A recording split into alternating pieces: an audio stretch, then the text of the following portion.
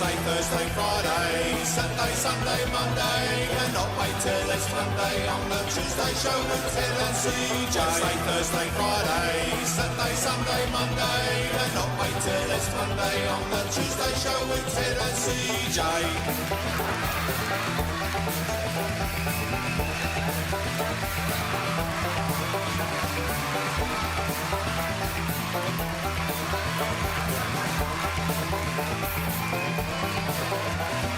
Wednesday, Thursday, Friday, Saturday, Sunday, Monday, and not wait till it's Monday on the Tuesday show with Ted and CJ. Wednesday, Thursday, Friday, Saturday, Sunday, Monday, and not wait till it's Monday on the Tuesday show with Ted and CJ.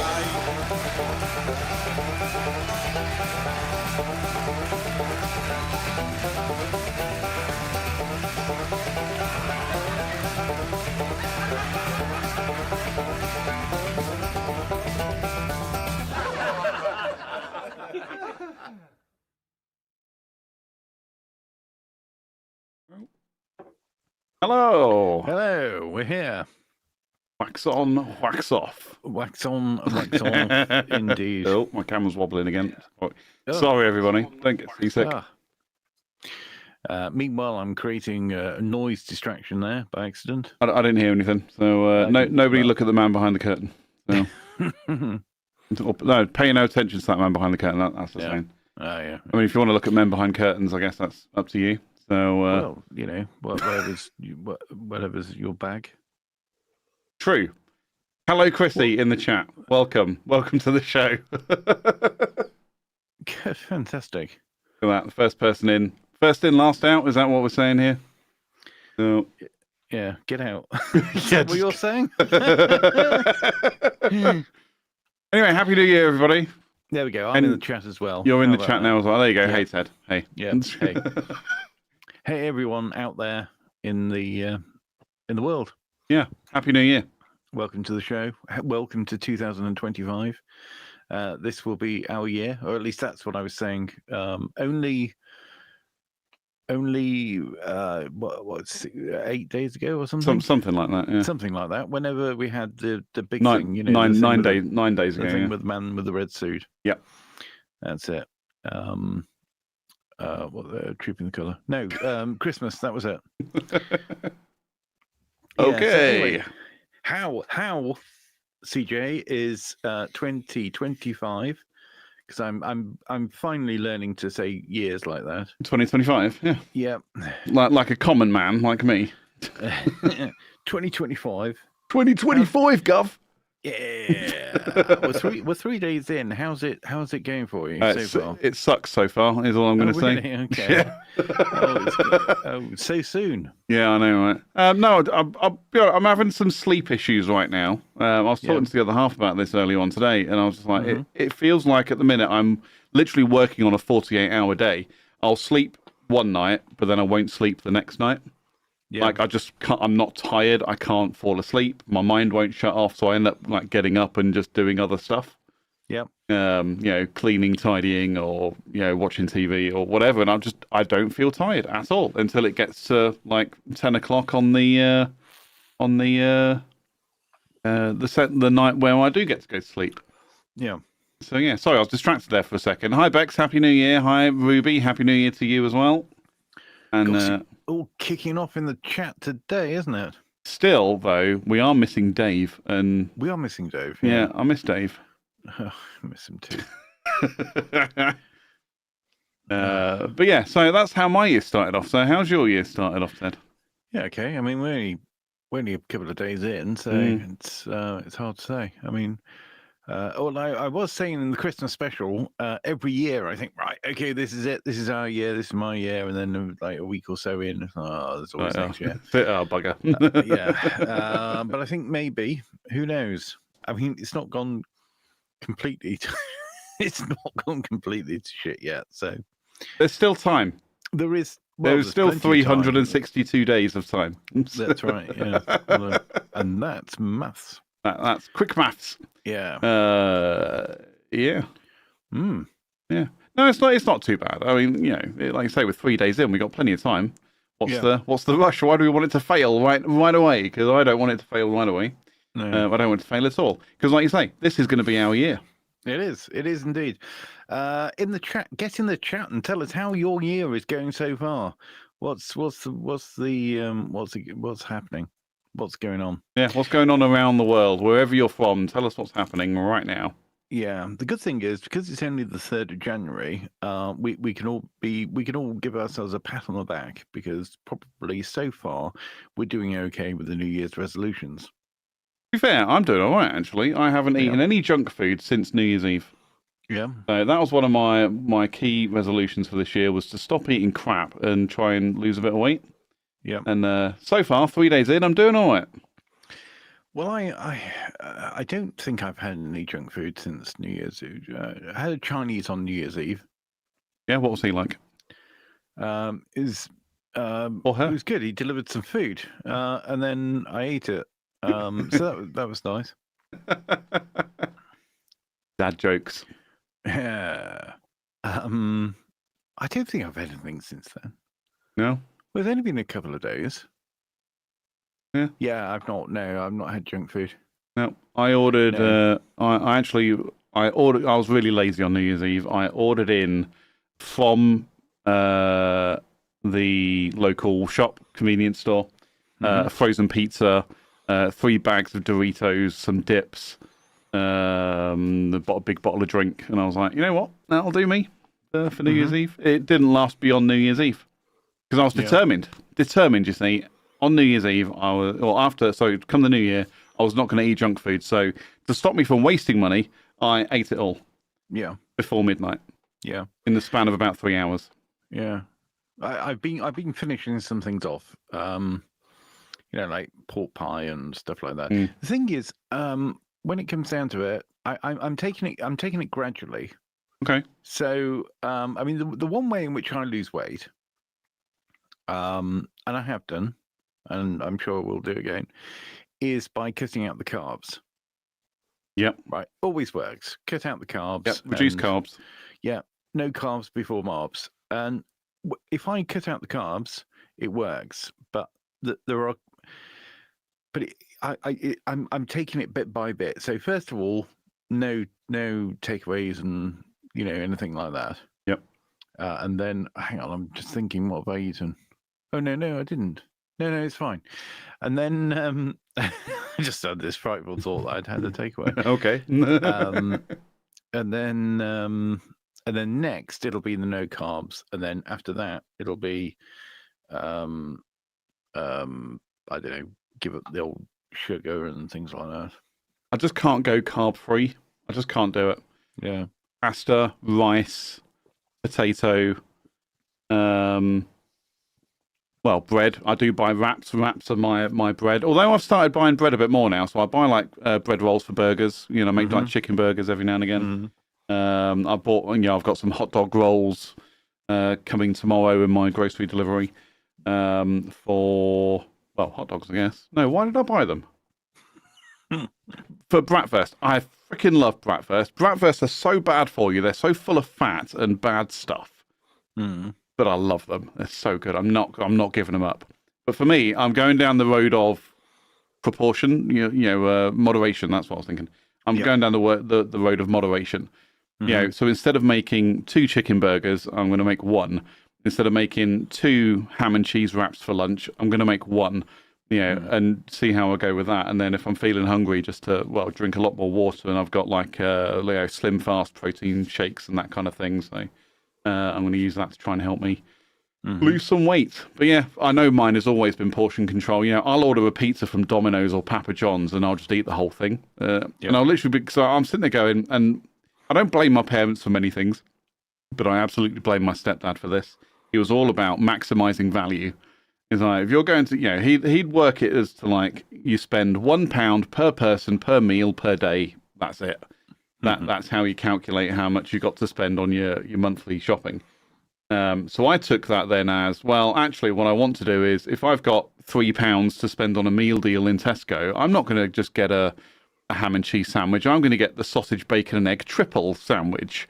I'm going to get the biggest snack that they do as part of the deal, and I'm going to get the biggest drink that I can get that isn't water, because I can get water for free out of the tap. So I'm actually going to try and get the most expensive drink possible to maximize this £3 meal deal. And it's just it just carries on from that. So when I'm ordering a deal from Domino's or wherever, I'm sitting there going, well, if I only order a medium pizza for a meal deal, I'm actually losing money, because if I buy an extra large, yes, it's more expensive, but cost per pound is, or per weight, or per volume, if you like, is better.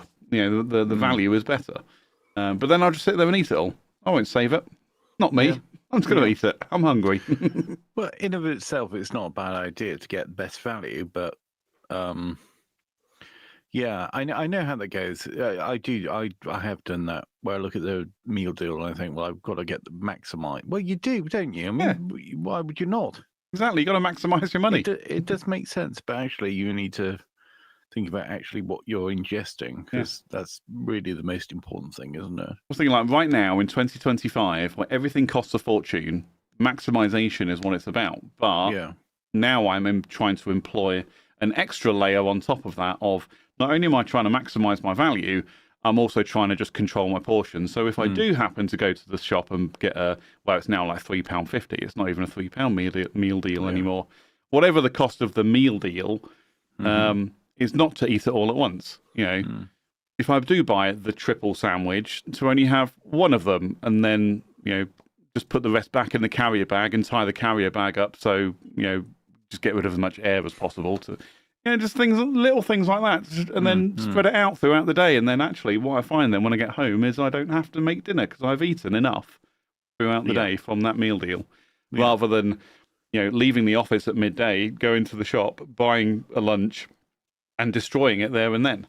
Just take your time with it. Save a bit for later if you can. If I can. Yeah. So. Well, the thing about portion control is, when you realise that actually, if you're hungry and you have a big meal, like let's say you binge eat and you go for your pizza, but then it's 2 for 1, so you have 2 pizzas like you do. A big meal is exactly the same as a small meal if you're hungry, because you could eat a big meal or you could eat a small meal, and the end result is you're not hungry anymore, but you might be bloated with a big meal. So just go for the small meal, even if it's the same price. Go for the small meal. I was thinking about this whole thing. Like, I remember when I was in school and they do the whole chew your food 20 times before you swallow, and I'd be like, that's ridiculous, because then I just end up with a horrid texture in my mouth. No, I'm good not doing that. But then when you think about it, if you do that, it's literally a physical, conscious effort to eat slower. Yeah. Which means that you feel full quicker, or not quicker, you still feel full in the same amount of time. But you've then eaten less before you feel full, and that kind of thing. And I'm like, I'm not going to sit there and just count the number of times I'm chewing. But the other thing I'm going to do is I'm only going to eat when I start to feel hungry. Not because what I do right now is I get up in the morning, I go for a walk, I come back, I make coffee, or I get a cup of coffee because I've put the coffee pot on before I've left. Take my shower, get to work. I don't think about eating at that point, even though I might be feeling a little bit hungry by the time I start work. But I go, no, that's fine, I can last till lunch, no problem. By the time it gets to lunch, my stomach hurts because I'm that hungry, and therefore I just end up eating a lot. So now I'm trying to employ a tactic of, well, if I feel a little bit hungry, I'll do the old, I'll have a glass of water first, or a drink first. But then if like 2 minutes later I'm still feeling hungry, I'm going to go and get something to eat, and just something small. But, and again, I'm just trying to stop myself from going, I feel so hungry, I have to get a buy one, get one free pizza deal. And actually, just a tip for anyone who is interested is, I've probably said this before on the show. If you go to in the UK, if you go to a local pizza joint and they do buy one get one free pizzas, and one of the options on those pizzas is you can change out the base for a garlic base. You can basically get yourself free cheesy garlic bread.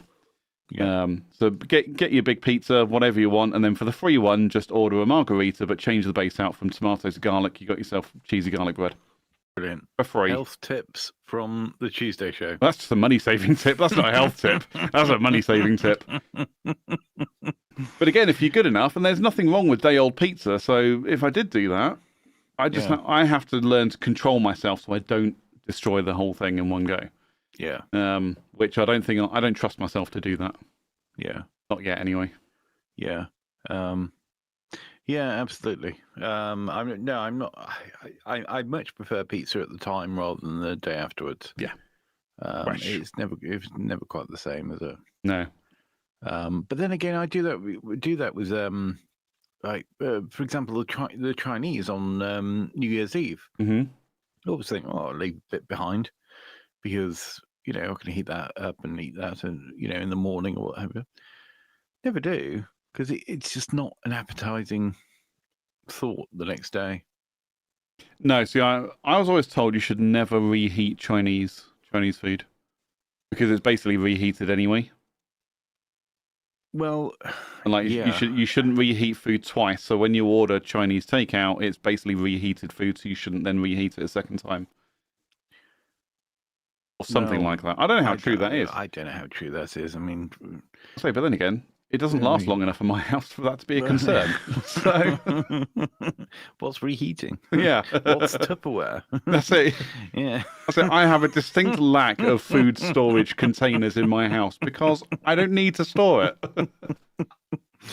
Talking of a distinct lack, I was thinking about the what was it? I have a particular lack of skills. You know it. You know the whole. I don't know who you are. I don't know what you want. But I have a very particular lack of skills. I will never be able to find you. But what I do have is $2 and a Casio wristwatch. You can have one of them. So absolutely love that. But interestingly, I saw for the first time. I saw Taken. Oh, okay, yeah. Because I'd never seen it before. And do you Me know neither. what? Have you not? You've not seen it? Never seen it. I'll tell you what. I recommend it to you. Yeah. Yeah, I saw Taken, and I was so taken with it. I watched Taken 2 and Taken 3. But when you get to Taken 3, do you just not start thinking to yourself, this guy's just a bad father. He has no idea how to look after his kid. I was starting to think that perhaps he was the problem. Fool me once, shame on you. Fool me twice, shame on me. Well, yeah. I think once your daughter's been abducted 3 times, maybe it's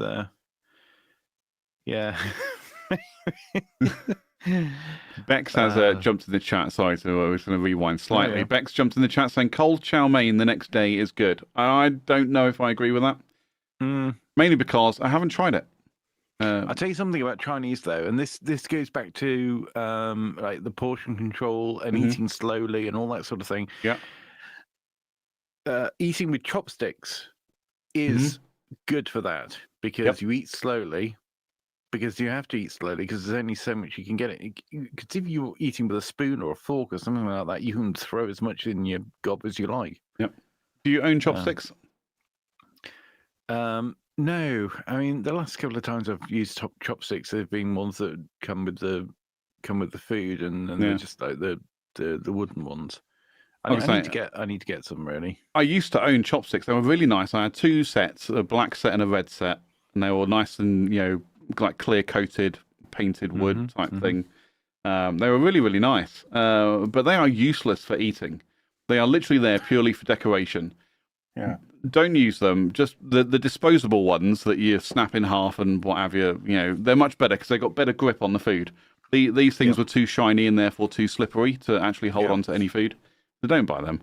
I used to have them. The ones that are ribbed. Yeah.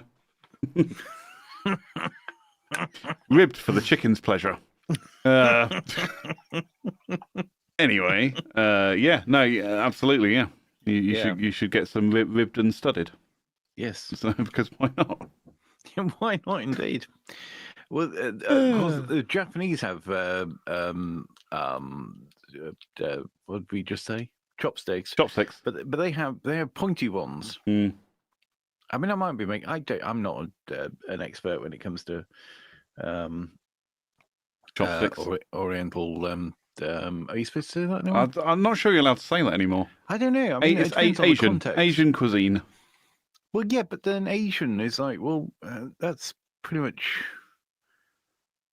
That's pretty vast as well, isn't it? True.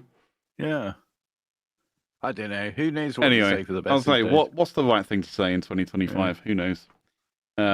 Nothing, probably. Yeah, I saw a video once on YouTube. There was like, I think there was a Chinese, a Japanese, and a Korean, and they were all like sampling each other's. Yeah, and they were sampling each other's foods and and showing off the different types of chopsticks that they have in the regions. Oh, yeah. So like one of them has got like rounded tips, the other one's got square tips, the other one's more or less like a spear. I was fascinated by it. And then I'm not talking through my hat when I mention. Oh no, yeah, that's good. Yeah, and then I thought to myself, well, I'll just use a fork.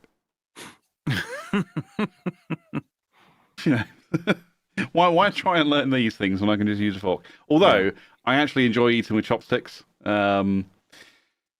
Sorry, Ruby's just been in the chat. Well, now I know what I want for dinner at some point this weekend. Oh, Chinese food. Yeah, there you go. Yeah, make your own. I've actually, for the first time ever, I've actually ordered for my grocery delivery some like Chinese type stuff, so I can make my own like stir fries and chow meins and stuff at home. Okay. Again, on my quest to be a bit more healthy, or to eat a bit healthier. I can make chicken fried rice. I can make egg fried rice. That's really easy.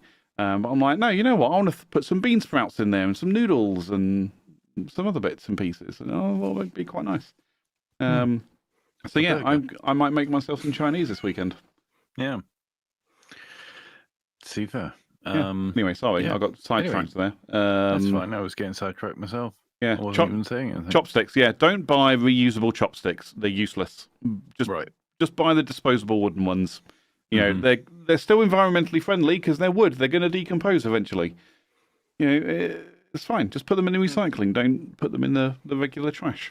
Yeah. They'll get mulched down and made into paper. That kind of thing. Can you put them in recycling? Can you put wood in the recycling? I don't know. I've been doing it for years. No one said no. No one's told me not to so far. There you go then. Did I tell you about when I lived at my last house in Bedford? When I lived there, I put some beer bottles in the recycling bin once. So I had a friend come over to watch American football, Cowboys versus Packers, that game. He's the Cowboys fan. Someone has to be. Anyway, but we had some beers that night, and I put the bottles in the recycling. And then the recycling went out on that Tuesday, and then after the collection people actually took the bottles out of the recycling bin, put them on the floor by the side, and left them, but then got rid of everything else. And they did the old leave a little note sellotape to the top of the bin, and it says no glass. And I'm like, really? So even though you collect recycling and glass is recyclable, you still want me to go somewhere else to recycle the glass? That's never going to happen.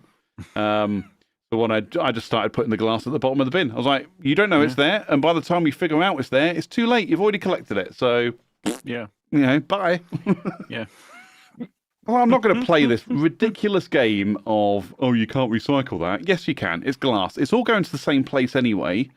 So it's probably all going to landfill anyway. Right? Yeah. But even like all the recycling, it's not local to my area, the recycling. It's, it all goes to like a big recycling plant somewhere in the UK. There's probably like one in the north, one in the middle, one in the south.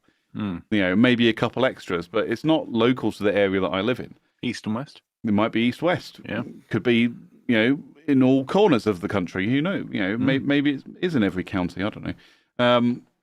But I was like, it's all going to the same place, and someone's got to sort through it all. So even if they don't want to recycle it, they can throw it away. Yeah.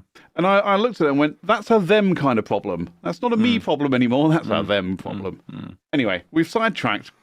Yes, quite drastically into recycling. Yeah, yeah. Recycle your shit, everybody. We have covered recycling before. I know we have on the show. Yeah, long time ago. But then saying that, we've also recycled. Talking all the content is recycled. Here we are already 2025, and we are recycling content from years gone by. I'm gonna start making notes of what we talk about every show, so when we get to this time next year, we can literally just recycle the same Are you going to thing. write down this crap? Really? No. Didn't Ain't think nobody so. got time for that. Ain't nobody got time for that. And this is why we've got the chat. The Yep. chat should be saying, hey, you've said all this before. Yep, they should. Yeah. Ruby just gave us a recycling symbol, so that will now be the calling card for if we're talking about stuff we've spoken about before. Someone just put the recycling symbol in the chat. Yeah, and recycling symbol in the chat if you've heard it before. Yeah. Right. Oh, moving on. Moving swiftly. So anyway, talking of the chat, so I was going to ask the chat, what are your New Year's resolutions, Mhm. and have you broken them yet? So let's pick up. Oh, here we go. Now you've opened the floodgates. We've got another recycling symbol in there. Well, this is Chris. Well, as far as I'm aware, this is Chrissy's first time. She hasn't been in the chat before, so Oh, right. maybe you've been lurking. I don't know. Okay. Yes. So yeah, Chrissy will never know if this is recycled content or not. Because as far as I'm aware, this is the first time Chrissy's been here. So Okay. yeah, fix So my what do you sleep. think about pigs in blankets then? Yeah, what do you think about pigs in blankets, Chrissy? Fix my sleep schedule, and yes, I have broken it. Okay. Yeah. Well, we're talking about my sleep schedule right at the start, anyway. So yeah, it's out the window. Yeah. Anyway. Yeah, mine too. Yeah. But then why wouldn't it be? I mean, it's a stupid time of year. I mean, people are still in that sort of no man's land where they don't know what day it is or what they've done. I was talking to the other half earlier on, and I was like, "Is it Friday today?" I'm pretty sure it's Friday today. She was like, "Yeah, it's definitely Friday." I was like, "Oh, okay." Yeah. Gotta get ready for a podcast. All right. Yeah. I genuinely thought it was Thursday. I thought today was Thursday. I've been off work for 2 weeks, and I was like, I don't actually know what day it is today. Yeah. Yeah. Well, I did that, and it was only because of Christmas. So, bearing in mind, I only had those key dates off. So I was off on Christmas Eve and Christmas Day. Mhm. No, I wasn't. I was off on Christmas Day and See, I'm already confused. Christmas Day and Boxing Day. Yep. So I went back, and it was a Friday. So then I did all the things that I would do on a Monday. But there are certain elements of what I do that I share with somebody else. So they ended up not doing, because I ended up doing those things. Completely screwed up. Did too much. Yeah. Yeah. Too much work. I did too much because I was in Monday mode. Not in Monday mood. I mean, I'm pretty sure you were in a Monday mood, yeah. Oh, Monday mood. Oh, it's terrible. Tuesday mood's not much better. No, definitely not. That's why we do the show on a Friday afternoon. Friday afternoon's okay. Yeah. And then Friday late afternoon, I go, oh, bloody hell, I've got to do a podcast tonight. Yeah. That's it. I was like, it's just Friday today. Yeah, it's definitely Friday. I was like, there's a podcast. I've got to do a podcast. Yeah. Okay. Yeah. So anyway, yeah. So sleep schedule. Yeah. Chrissy says, I know Ruby says she trusts me. Chrissy says I do trust Ruby and love pigs in blankets. Nice. We love pigs in blankets too. Yeah. So pigs in blankets were amazing. Sleep schedule. What is that? Ted never really knows what day it is, Christmas or not. Yeah. Well, yes. Okay. Do you know what? Not only do I not know what day it is, I don't know what the hell I'm talking about either. Anybody who watches this knows that I'll start a sentence, and then who knows what will happen by the end of it. I was going to say, just watch the show for any evidence of that. Yeah. So. So, anyway, so that's one thing. Sleep schedule. Anybody else with any New Year's resolutions, and have they kept to them? So have you kept to your New Year's resolutions so far this year? Perhaps we should look a little bit wider than the chat as well. Wider? Oh yeah, maybe we should. Yeah, maybe we should. Have you got something you'd like to share? No, but you do. Oh, do I now? Here's what I made earlier. Oh, so good. So yeah, scraping the depths of the internet for inspiration and information. Unfortunately, I couldn't personally find anything for this year. But then again, I don't really know Reddit. I don't know how to use it correctly, so I just typed in New Year's resolutions and called it good. And this is what I've got. I literally just found a list of other people's New Year's resolutions from last year. And just thought it would be quite entertaining to go through some of these and have a quick look. So if you are interested in this, then please get in the chat and give us your comments on what you think about some of the stuff we're reading out. That'll be really good. So yeah, like I say, I just found a whole list of people and their New Year's resolutions. So we've got. I'm hoping you're reading the chat, by the way, Ted, because I'm not. I'm looking at something else. I'll read the chat. Yeah. Great stuff.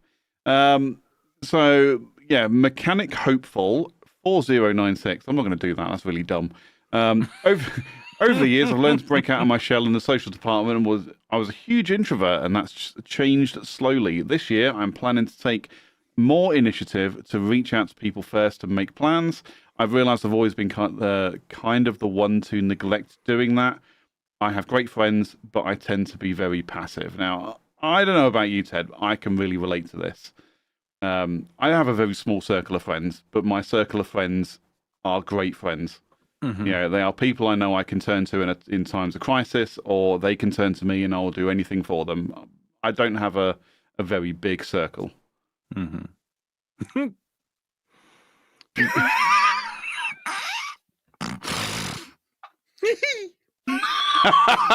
What was that? Oh, jeez. Oh. Well, yes, there you go. Now we know about CJ and his tight circle. I'm going to say, I hope you all appreciate knowing about my tight circle. So. Maybe that's why you don't have that many friends. So, no, I actually can relate to that. And do you know, in fact, like making a pledge to make more plans or be proactive about that. I get that as well, because but then I think this very often every year. I think, oh, do you know what? I've not made that effort, or I've not made plans, and then I go ahead and not do that still. Yeah, right. Yeah. Like when was the last time we went for a beer? Oh, Jesus. Well, it was a long time ago. Jesus' time, but it was. It was a long time ago. It was. Yeah. Tried to throw some Scottish in there as well, just to appease those people. Well, yeah. Don't know why. New Year's and all that. Yeah, anyway. Exactly. Now there's a funny thing, right? You know, the Scottish. So we have in the UK, we have a public holiday on the 1st of January. You know, New Year's Day. In Scotland, they get the 2nd of January as well. And I still don't know why this is a thing. But I suspect it's because they're all so drunk on New Year's Eve, they do need the extra day just to get over it before they go back to work. But yeah. Anyway, the Irish must take the whole week. Yeah, right. Yeah, no, I can really relate to this one. It's I'm not a social person. I'm not a social creature. I do like to keep myself to myself. Mm-hmm. Yeah, we haven't been out for a beer for a long time. No. We probably should. But I'll think about it and I'll let you know. Yeah. put a pin in that. So anyway, whilst we've got a gap in proceedings, it might be your is it my tight circle? Tight circle. Ruby's been in the chat and said, not sure if I've made any New Year's resolutions, but do have goals. Okay. Intriguing. Are you willing to share said goals? Yes. Goal. The football thing, anyway. Oh, okay. Yeah. Okay. Yeah. So, goals. Yeah. Anyway, let's see what the goals and objectives are of the people of the internet again. Yeah. So we've got this other guy from somebody called Deleted. Okay. I know. Surely that's just somebody that's deleted. I know it was a joke. Oh, okay. All right, keep up, everybody. Right. Sorry. Although I feel like I need to try this now and just try and put Deleted as my username on Reddit. I'll give it a go later. So they've actually got a few things that they wanted to do last year. I'm also curious as to whether these people managed to achieve these things. I might start going through and posting comments saying, "Well, did you do it? Did you do it?" and see what they say. But this person who's been deleted says, read more books. They read 7 in 2023. They wanted to read more in 2024. They want to be more active. I feel like everyone puts this on their list as well. Me too. You know, I've started walking in the mornings sometimes. This person is like they want to walk more, go to the gym, signed up for swing dancing lessons with their wife, and in a few more months they'll be dragon boating. What's dragon boating? Anyone know what dragon boating is? Let me know in the chat. Get in the chat. Let me know. They want to go back to school, do some prerequisite courses for a graduate program they want to apply for. That's cool. I went back to school last year. In October, started a new learning for a new degree. Yeah, GCSEs, right? My grade school diploma. They also want to make more good friends. Had a falling out with a toxic friend group. They have their wife, family, and other close friends, but they are heartbroken and don't want to let that shut them down. They've made some more casual friends in the year, but want to make more close friends. I'm 31, so this one seems the most daunting. I'm not going to lie. When I left school, I did have a lot of friends when I left school. But as the years have gone on, I've just crossed people off the list rather than added more. Yeah, I mean, in workplaces, I've made a couple of friends. You know, I mean, there's you, Ted, so I met you after I left school. My buddy Simon was after I left school. Our mutual friend Romanic was after I left school. But even then, the list is very short. Yeah. And actually, I don't think I speak to a single person I went to school with. At all. Like, not one. No. And I left school 20 years ago. Yeah. Literally, they've all just been crossed off the list.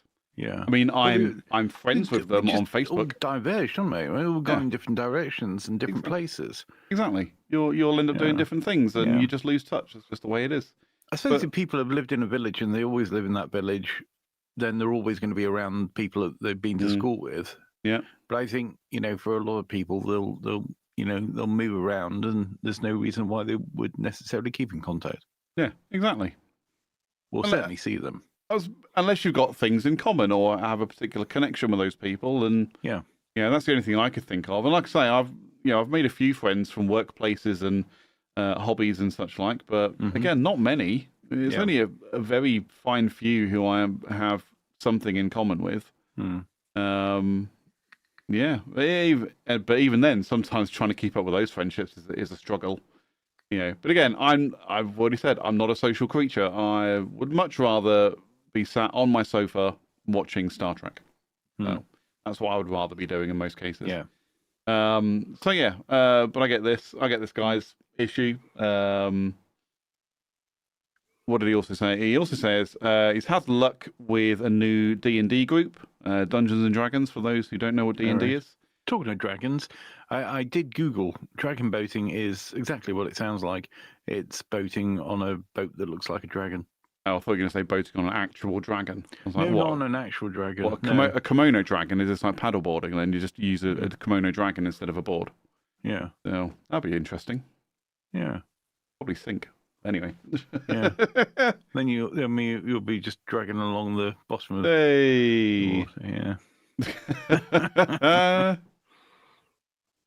So they want to keep putting themselves out there. Luckily, a lot of these can overlap. I can listen to books while walking or working out, could potentially make friends going back to school, and can make friends and keep friends while being more active. So that's quite a good one. So I like the whole trying to make new friends thing. It reminds me a lot of when I was a kid, though. My stepdad would always be like, "Oh, you have to learn how to win friends and influence people." And I'm like, "What is this? The 40s?" How to win friends and influence people. I mean, what a ridiculous thing. No, people should just leave me alone. Yeah, that's what it is. Yeah. Ruby's been in the chat. Well, Chrissy before that. Oh yeah. So Chrissy says, I feel like hobby friends are easier to make than work friends. Oh, I get that. Yeah, I get that. I mean, especially, from a gaming perspective, I talk to quite a few people sometimes when I can be bothered. And yes, I've met some people who I now call friends, through gaming communities. Work friends, though. Do they call you friends, though? Probably not. No. They probably go, oh, who's this ginger weirdo? Yeah. Not that they see my face on a regular basis. Unless you are one of those friends watching right now, and you can now see my face. Here's my face. Yeah. Maybe they just say weirdo because they don't know you're ginger. Well, they do now. Yeah. They do now. So yeah, I think hobby friends might be easier than work friends. Again, it's the commonality thing, isn't it? It's what you've got in common with them. Yeah. But I've got a few work friends and a few hobby friends, and that's probably about it. So, but yeah, and then Ruby came in. Is this the one you were going to read from Ruby, Ted? Yes. Social circle. Mine's a line. I have one friend. I don't know what to say to that. Well, I tell you what I'll say to it, which is, considering Ruby is very often in the chat here, why she doesn't consider, I mean, she's got one friend. How can she not consider the hosts of the Tuesday show friends? Exactly, right? Yeah. We're all friends here. You are a friend of the show. We Absolutely. It may not be reciprocated, but you should consider us friends. Yes. So there we go. Yeah, and Chrissy says 100%. Yeah. So I just realised I was sharing my screen through all of that, and we were just reading the chat. So yeah. Sorry, I was showing you something. I wasn't sharing my screen. I was showing you something. Yes, you were. Quality over quantity always, and that's what I agree with there, Chrissy. It's quality over quantity. I'd much rather have a very small circle of really good friends than this massive, gaping hole filled with mediocrity. Yeah. Because I've got friends on Facebook, but do I ever talk to them? No. No, I do not. No. Never. Like, actually never. Because I don't go on there. I don't go on Facebook anymore. Hey, CJ. Yeah. We've been talking about these New Year's resolutions. Yes. Well, one thing that I did find on the internet, because I've been thinking about this, because a lot of the things that we talk about are, well, I'm going to give up this, I'm going to give up that, I'm not going to do such and such, I'm going to, I don't know. But they're all quite negative. Yeah. So I found this on the also on Reddit, and this was anyone tried positive goal framing for their New Year's resolutions? Okay. Yeah. So this person, Habit Companion. No, it doesn't matter what the name is. It could be deleted for all I care. It could be, yeah. Anyway, this person said, anyone tried positive goal framing for their New Year's resolutions? I've been reading about positive goal framing, and I thought it was such an interesting concept. Has anyone here tried it for their New Year's resolutions? Instead of focusing on what we want to avoid or stop doing, positive goal framing flips the script and focuses on the positive actions we want to take. For example, instead of saying, I want to stop eating junk feed. That sounds like something a cat or a dog would do. I'm pretty sure it doesn't say junk feed. No, I know it doesn't. It was just me. I want to stop eating junk food. You would say, I want to eat more fruits and veggies every day. Who wants to do that? I don't. I don't want to. Maybe I need to be more positive. The shift in mindset encourages progress and action rather than just restricts or avoidance. Rather than just restriction or avoidance, which can be more motivating and sustainable in the long run. I've noticed how this approach can make our goals feel more empowering. When we frame things positively, we're not constantly thinking about what we cannot have or do. Instead, we're focusing on what we can add to our lives and how those changes can improve our day-to-day. It feels like a battle and more like a journey of growth and improvement. That doesn't sound like a bad idea, is it, really? No, it's very much the PMA, isn't it? Positive mental attitude. Yeah. Trying to think positively. I've been trying to do this for the last few years. Just think positively. Assume positivity. Absolutely. I mean, it's quite easy to spin any of these things that we've talked about, really, even if there have been negatives, and turn them into positives. Has anyone used this approach? Says whatever it was. with their own goals. How did it work for you? And did it help you stay more consistent? Also, feel free to drop in your news resolution. Well, there we go. So, what do we think about that? Like, what have we said so far in terms of resolutions? The chat's been pretty quiet when it comes to it, other than But it's all Ruby and Chrissy right now. well, yeah, it has been really. Even Bex has gone quiet. Come on, Bex. Yes, Pipe no, up. no resolutions from Bex, and then we had something vague about goals, didn't we, from Ruby? I think being carb free is. I tell you what, I'm going to change that, and I'm going to say I'm going to be protein high. There you go. Yeah, there's a positive change.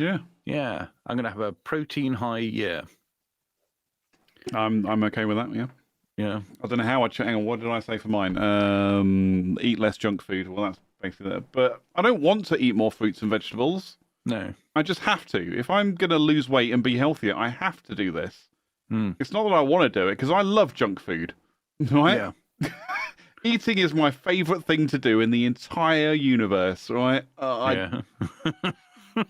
You can throw anything at me. Give me choices. Food, Star Trek. We all know how much I love Star Trek. Something else that I don't know. I can't even think of anything right now. Gaming. There you go. I'm going for food every time. Yeah. Because I love to eat. Okay. Yeah. I love to eat. Yeah. Yeah, it's my absolute favourite thing to do. What's the least calorific thing that you like to eat?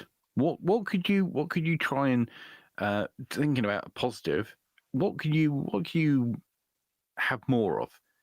So you could really binge on it, but it's not going to make an awful lot of difference. I mean, I could just eat a bag of lettuce and I'll be okay with that. Really? Yeah. I actually quite enjoy lettuce. I do like I like fruit, but not all the time. Yeah. Yeah, not all the time. Yeah, actually, I saw a post on something. It might have been Reddit or something else, but it was somebody with a bag of lettuce. Like, you get the bag of leaves, kind of mixed thing. Yeah, I buy bags of shredded lettuce because I am lazy and I don't like to cut lettuce or chop it. Yeah. Anyway, that sort of thing. But they said, is anybody like me and just eats a bag of lettuce like it's like a bag of crisps? I thought, I suppose some people must. I guess someone does. I did consider it at one point. Like, you can buy like going back to the whole meal deal thing. You can get healthier options. You can get a salad. Yeah. You can get vegetable snacks. But that's not what I want. Yeah.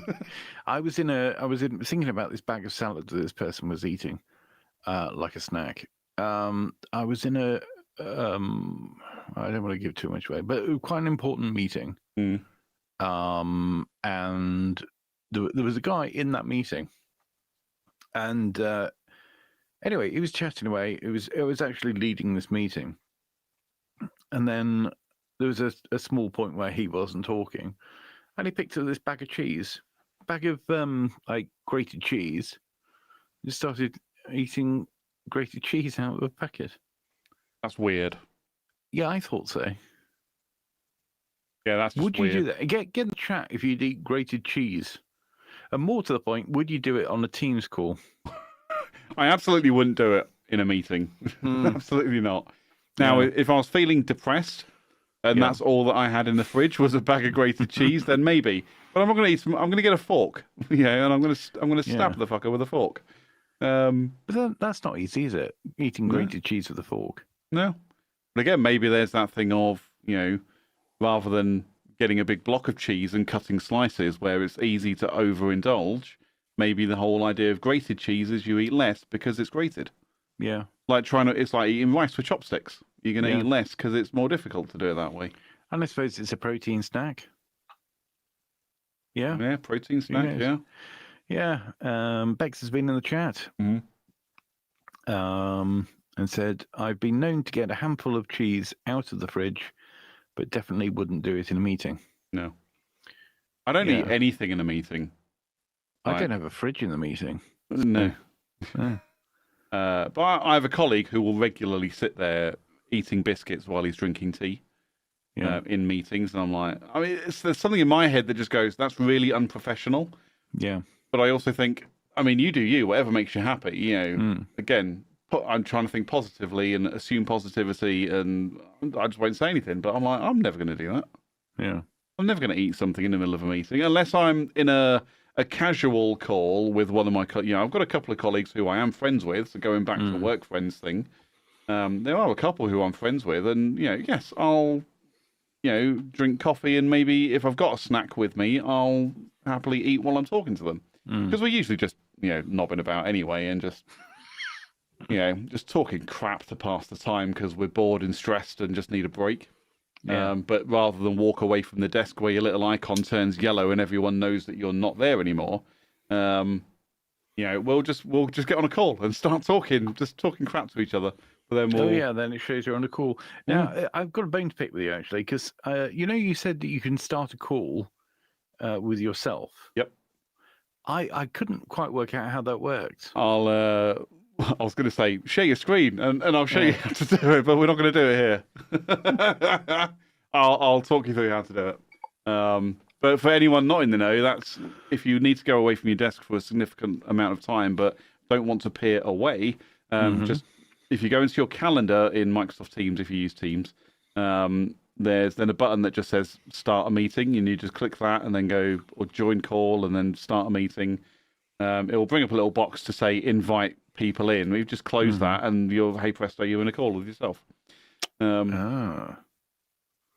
There we go. It'll keep popping things up every now and then going, would you like to invite someone in? And you're like, no, don't want to do that. Just starting a call. But the other thing is, so then when you go into Teams, on the left-hand side where all your chats are listed, you'll then see one that says meeting with your name. And then, so if you ever need to do the same thing again, just click into that, and then in the top right, click join now. It will just join you straight into the meeting. Cool. That's very interesting. I hope none of my colleagues are watching this. No, me too. Not that I would ever employ such a terrible scheme. That's it. Scheme. Appear busy. Scheme's a good word, isn't it? Scheme is a good word. Yeah. Scheme is a good word. Yeah. I'll show you how to do it later on. Yeah. Okay. Anyway, chat has been popping off. So Chrissy said, I used to be on client sites and have full day meetings. I would eat because if they didn't respect my time to give me lunch, they can't. They can watch me eat. Sometimes it's called. So now, if I'm on site for a face-to-face meeting and it's going on all day, generally lunch has been arranged, and that's okay. But if I'm just on Teams calls, I mean, even if I have to be there all day, I've got to take breaks at some point. You need comfort breaks. So I'm going to mute myself and turn my camera off and go do my business. But then sometimes I'll do that with food as well. So I can still listen, even though I've generally got wireless earbuds in, and I can hear anything no matter where I am in the house. But it's that, it's always that, in case they need some input from you, I should be at my computer. So I do that. But Chrissy also says it's sometimes called Meet Now, and that's what it, when you go into your calendar in Teams, it's actually called Meet Now. And then you click on Meet Now, and then you go start a call, and like I say, I'll take you through it. It's easy. It's easy, and like I say, it's a really great way to disguise the fact that you are not at your desk. Unless your company is tracking and monitoring what you're actually doing, which I think most businesses don't. Certainly my company doesn't. They're very much, as long as you get the job done, we don't really care kind of business. So that's quite nice for me. I'm very lucky in that respect. You are. But anyway. Moving swiftly on. Anyway, we were looking at. I was looking at what do we call it? What are we talking about? New Year's resolutions. Yeah, and how that was. Anyway, then I got distracted because I was on Reddit. Surprise. Yes.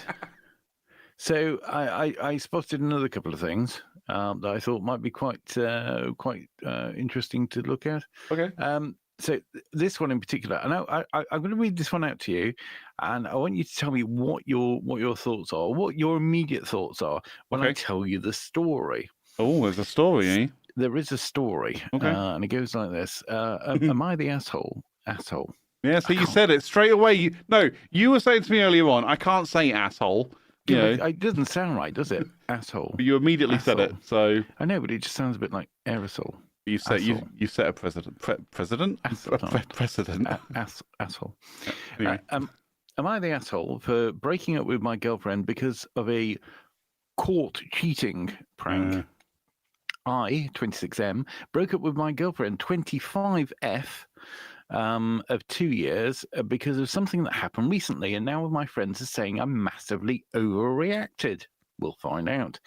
So a few days ago, my girlfriend and a close mutual friend decided to play a prank on me. The prank was that they filmed a scenario where I caught, inverted commas, them in bed together, pretending they were hooking up. They set up a hidden camera in the bedroom, and when I walked in, I saw him in just boxers and my girlfriend in a bra and panties straddling him, acting like they were mid hookup. It's easy to say. Does no one want to say sex anymore? No, you can't do that anyway. The thing is, people don't want to say it because they don't want to get sort of caught out on social media and stuff like that. So they use different spellings and things. The SEGG, no SEG SEGGS. SEGGS. That's it. Right. Oh God, what's the? It's like unaliving. It's like we're going to disguise it, and then at some point they'll that will become the word for the word that they're replacing. Oh yeah, that's just the word that's going to be banned anyway. Change that one, yeah. Ridiculous. Anyway, they were mid-sex. To make it more realistic, they even made some noises and tried to act like it was happening for real. I was shocked, furious, and immediately confronted them as I thought it was real at first, like an actual betrayal. And then I walked out of the room and started leaving the house. When they followed me screaming, it was just a prank, and then showed me the video that they'd been recording. To be honest, I felt completely betrayed, not just by the idea of the prank, but also because of how they'd gotten undressed to film it. I know it's meant to be funny to some people, but for me, it felt disrespectful, and I was hurt. The whole thing felt like a violation of trust, even though I know they weren't actually cheating. I told her I couldn't be in a relationship with somebody who could do something like that, and I ended things right there. She's devastated, and our friends have been telling me I overreacted. They think it was just a harmless prank, and I should have taken it better. But I can't shake the feeling that it crossed a line for me, especially with how intimate and uncomfortable it felt to see them in that situation, even if it wasn't real. Now I'm left wondering if I made the right decision. I'm starting to doubt myself because everybody seems to think I blew it out of proportion. Well, what's your first thought on this? What's the first thing that you thought when you heard that story? I have two thoughts, and the first one was they got what they wanted, which is you breaking up with her so they can go off and do whatever they want to do. Oh, interesting. Yeah. That was my first thought. The second one was no, I can't remember what the second one was now. No, that was the only thought I had. Okay. I'm sure there was a second thought, but I can't remember what it was now. On second thoughts? The second one was I actually respect this guy for his morals, and I wouldn't put up with a prank like that. Absolutely not. Yeah. I can take a joke. You can prank me as much as you like.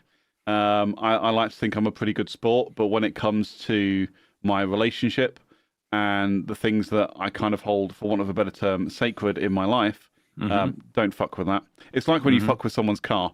Don't fuck with someone's car. You're going to piss them off. It's not funny. You're just going to piss them off. Yeah. So yeah, they're my two thoughts. Do you know? I actually think that fucking with somebody's car is probably worse than this, but. I don't know. My first thought, and I could be wrong here, But my first thought was, yeah, what do they call it? Caught cheating, a prank. Was it really a prank? Was it a prank? Was it? Was it though? Exactly. I mean, what was the evidence of it being a prank? Well, the video, obviously. But Well, yes, one but assumes. what was on the video? Well, that's it. I assume, because he hasn't described the video, I assume the video is literally them. The video's rolling, but they're just kind of sat there waiting for him to come home, and then they go, "Oh, he's home," and then do the deed. But even then, just no, don't do that. I'm not entirely sure that I completely believed that it was a prank. No. And also, even if it was a prank, let's just say it was a misprank and a very misguided idea. They were still down to their underwear and on top of each other. Mm-hmm.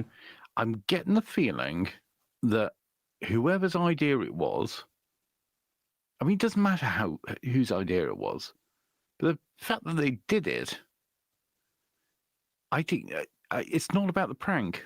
It really isn't about a prank. It's about them doing it, and also I call bullshit on it being a prank in the first place. Well, that was the thing with my first thought. It's they've done that, and the reaction they got from him was what they wanted, so they could basically actually hook up, guilt free, if you like. Yeah, that's a good. So they go, well, we're having some fun, and it's quite clearly, there's something in it. But I don't actually want to cheat on my boyfriend. Yeah. So maybe we should set this up to make him leave, because I know the kind of person that he is, and he will leave. Yeah. Yeah. And then because he did leave, they're then free to do whatever they want. Guilt free. Yeah. Yeah. That's my thought on it. And this is supposedly a mutual friend, right? So like, I mean, don't have mutual friends like that. No. Don't. Why is it a mutual friend? Right, I'm not saying men and women can't be friends. They can't. But like I mean, you end up with this sort of situation. There is an edit, but I can see that some people have been in the chat. They have. Bex came in and said, I don't understand why they felt the need to do the prank in the first place. Again, we don't know, and we said our thoughts on why we think they felt the need to do that. Yeah. Chrissy says, aren't pranks supposed to be funny? When did they become just downright malicious? Right? That any normal, sane person, I believe, would never conceive of doing that as a prank. Or even if they did, they'd be like, yeah, we can't do that, though. No, that's wrong. We can't do that. Yeah.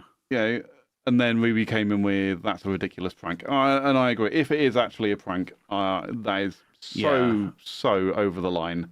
And like I say, I respect the guy for walking out. Yeah. Yeah. For me, I think the jury's out when it comes to whether it's a prank or not. But anyway, there was an edit on this one, so we might find out more. Edit. I did not expect this many responses, so obviously in Reddit, a lot of people responded. Thank you, guys. She posted here earlier. And sent me a link to her post. I know she wants me to watch the video to prove it was all set up and planned, but I feel she still doesn't get that. I'm upset with her. Disregard and disrespect for me and our relationship. Anyways, why do Americans say that? Anyways, rather than anyway. Anyway, I'm going to sign off for the night. Oh, that wasn't very interesting. Yeah. There's a further update. My ex-girlfriend was really upset. Sorry. Yeah, my ex-girlfriend was really upset with all the hate she received online and blamed me for painting her in a bad light. No, you did that to yourself, love. No, I mean, he just said the facts of the matter. He didn't paint anybody with a bad light, did he? Well, I didn't think so. Okay, right. Devil's advocate here. There is something in... Is this truthful? Do we know this is what actually happened, or has he made some of it up? Has he embellished the truth slightly to make it seem worse than it is? Then again, if that's the case, why did he not then say they were completely naked? Or why did he not say... Well, you can't really... You wouldn't embellish to end up with this, would you? No, exactly. That's what I mean. Why, if you're embellishing, why would you not go that step further? Yeah. The mutual friend who was part of the prank is now also pissed off at me and saying I went overboard. I told him, I told him them both. I think you meant to get rid of him. Yeah, okay. I told them both to fuck off, and have blocked their numbers. Our friends have since started taking this more seriously after reading some of the comments on here, with a few of them taking my side and saying what my girlfriend and the friend did was horrible. Others still think it was all unnecessary, and I should have laughed it off and moved on. Anyone that thinks that cannot be friends with me. Not that it matters. Not. There you go. You've laid your bed, and you can made your bed, and you can lay in it. Yeah, well, they laid in it. And... You're not going to be friends with CJ Brooks, FM. But no, seriously though, it's that. If I was in that scenario, or if I have friends, I mean, okay, so actually maybe this is a bit of a friendship test thing, you know, when it comes to meeting new people. You can just do right, before you and I can be declared friends, I have some questions for you. Or I have some scenarios, and you can put the scenario in front of them. And if they come back and go, just laugh it off, it's just a harmless prank, I'll be like, nope, you're off the list. Thanks, next. Or if they come back and go, no, that's ridiculous, no one should ever do that, that is so bad and so over the line, disrespectful, etc., etc., I'll be like, yeah, okay, you're on to the next stage, thank you. I'll call you, you know, with an interview date. You know what I mean, though? Is that? Yeah, don't call us, we'll call you. Yeah, but you know, deep thoughts time from CJ again. It's that part of a relationship, the intimate part of a relationship it doesn't get more intimate than that. Yeah, you don't get deeper into a relationship than that. Yeah, that's what she said. So to pull a prank on something like that, I feel it is over the line. You know, like, you know, if I'm in a relationship, you know, the fact that I am willing to, sorry, I'm just reading the comments as I'm trying to talk. Sorry. Well, I'll come back to you, Bex. You know, when you get into a relationship, it doesn't go further than sex. Sex is the limit of your relationship. Well, that is the most intimate thing you're going to do with that person. You know, they're going to see you naked. They're going to, you know, do things. You know, you're going to do things to each other, whatever. But going down a rabbit hole now. But it's maybe not that's one of the things. Maybe, yeah. I only have a small rabbit hole. But you only get to do that with a certain number of people. Most people choose one person at a time. You know, the person you're in a relationship with is the person you do that with. Some people are a bit more free and open with it, and I guess I accept that, and maybe that's, you know, where these people's mindset comes from. They are a bit more free with that kind of thing, but to my mind, I'm like, I'm just one at a time. I'm okay with that. You know, the person I'm in a relationship with is the person that will receive, you know, that level of intimacy from me. So for someone to play around with that, for want of a better term, is very disrespectful, doesn't consider how I feel about it at all, or doesn't understand how I feel about it in the slightest. And like I say, I'll take it back to the car analogy. It's like, you know, I own this car. I've spent money on it. I look after it. I care for it. I keep it clean. So if you come along and start pissing around with it, I want to punch you in the face, because I spend a lot of time and effort making sure it still works and works effectively and is what I need and what I want. I'd say the same with a house. You know, yeah. I don't own the house that I'm in right now. I do rent it. But if I owned this house and someone came along and started fucking around with it, I'd be really pissed off. Oh, yeah. I'd just be like, leave it the fuck alone. Yeah. And now, what I don't want to put across is the idea that, you know, partners are property, because they're not. You know, they're still people, and everyone's an individual. Everyone's still different. People. Yeah, you're still people. But it's just that, yeah, I look at, you know, sex in quite a what's the word I'm thinking of? Quite a conservative fashion. You know, that's for me and my partner to experience together. That's it. No one else. No one else gets that. Yeah. And if something happened and then we did split up and then someone else came along, that, you know, privilege, if you like. I realise how it sounds when I say privilege. Yeah. But that level of intimacy, that part of my life is then given to that person instead. Yeah. But they are still the only person that gets that time. Yeah. I realised how all of that sounds, and it's very funny, and everyone's laughing at me and whatever. It's In okay. short, don't do that shit. Precisely. And if you really want us to get animated with it, do not fuck with our cars. Yeah. No, you don't want to get animated. So. Oh god. There's a whole subgenre of porn for that. Okay. Animated. So anyway. Yeah. Sometimes it doesn't need to be spelled out. But that reminds me of Pulp Fiction and the where he's talking about somebody keying his car.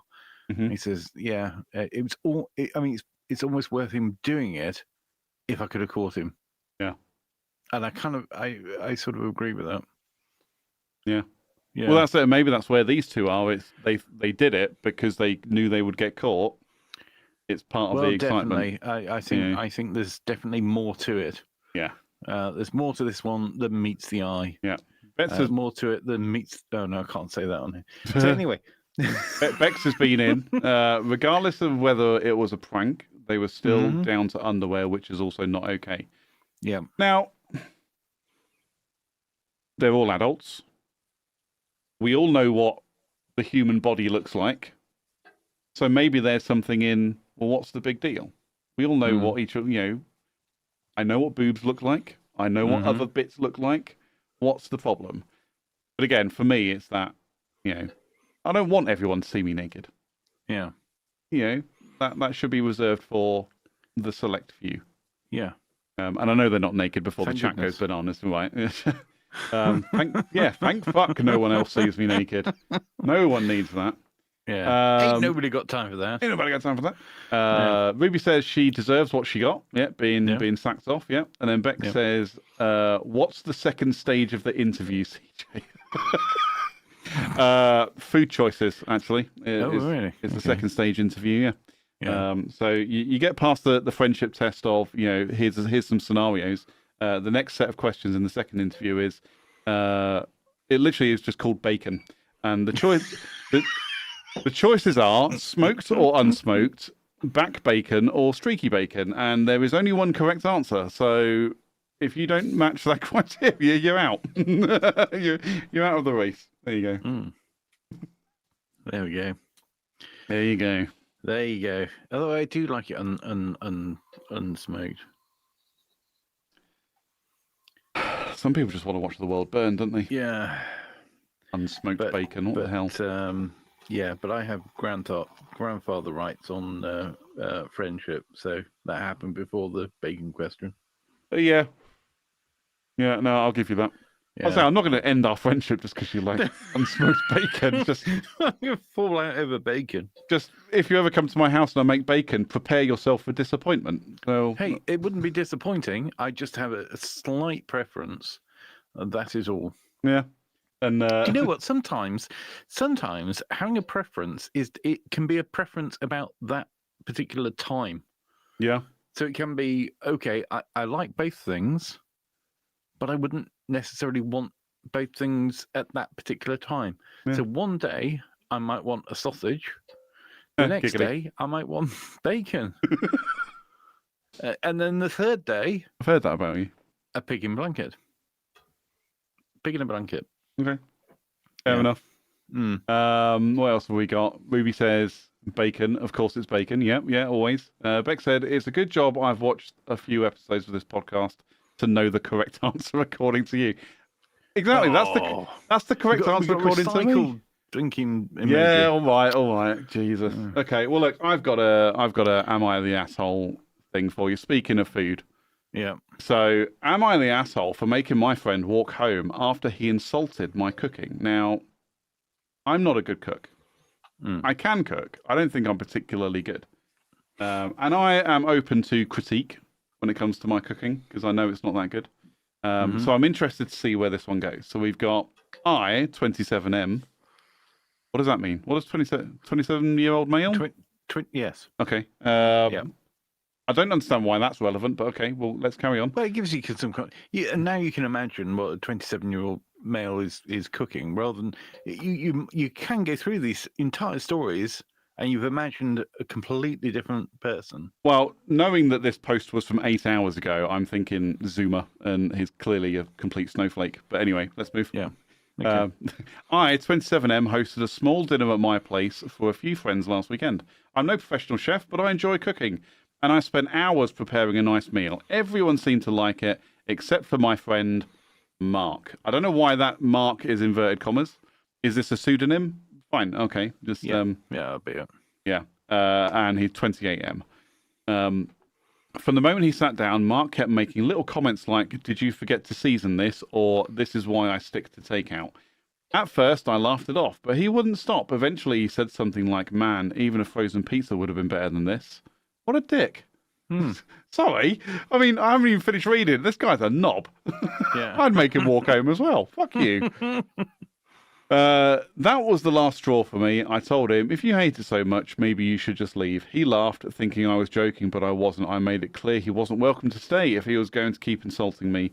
He ended up leaving, but since he didn't drive, he had to walk home about 20 minutes.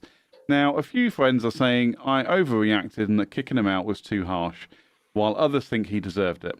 Mark texted me later, calling me petty and saying I made him feel humiliated. Am I the arsehole? Yeah, no, you're not. No. Mark's the arsehole in this scenario. 20 minutes? Don't feel guilty over 20 minutes. Now, if it was an hour or an hour and a half, yeah, maybe you could have called him an Uber, but he could have called him an Uber. Yeah. You know? I don't think that is even relevant. The idea that he had to walk home, that's down to his own bad planning. Yeah. He should have bought a car. I mean, genuinely, that's got nothing to do with the guy in the cooking or the insulting the cooking. Like, the fact that you've got to walk home is down to your own transport planning. True. Yeah. True. So, I mean, presumably, he was going to walk home anyway. Should have bought a car. I can only imagine the thinking that actually he would have had a lift or something. Yeah. If he'd gone at the same time as somebody else. But screw him. Yeah. Now, should he have brought a car or bought a car? Now, because I'm guessing this guy maybe owns a car, but just decided not to drive, as you said. At which point, that's on him. He should have thought about that. But has he brought a car with him? No. Fool. Has he bought a car? Maybe if that's not the case, also his fault. I'll take the Jeremy Clarkson stance on that one. I don't know if you remember it on Top Gear years ago. It was the whole cyclists in London thing, and literally to cap it all off, he just went, "Cyclists, get a better job, buy a car." And when you said he should have bought a car, I was like, that was the first thing in my head. Get a better job, buy a car. Yeah, but that is exactly what I thought. He should have bought a car. But then even if he had a bicycle and he turned up on a bicycle, that 20 minutes would be 5 minutes. True.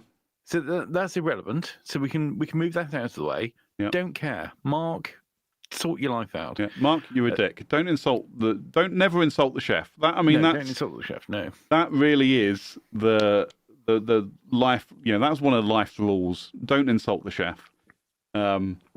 Ruby's been in the chat and said, "Make stupid choices, win stupid prizes," and that exactly. I'm on this guy's side. You're not the arsehole for that.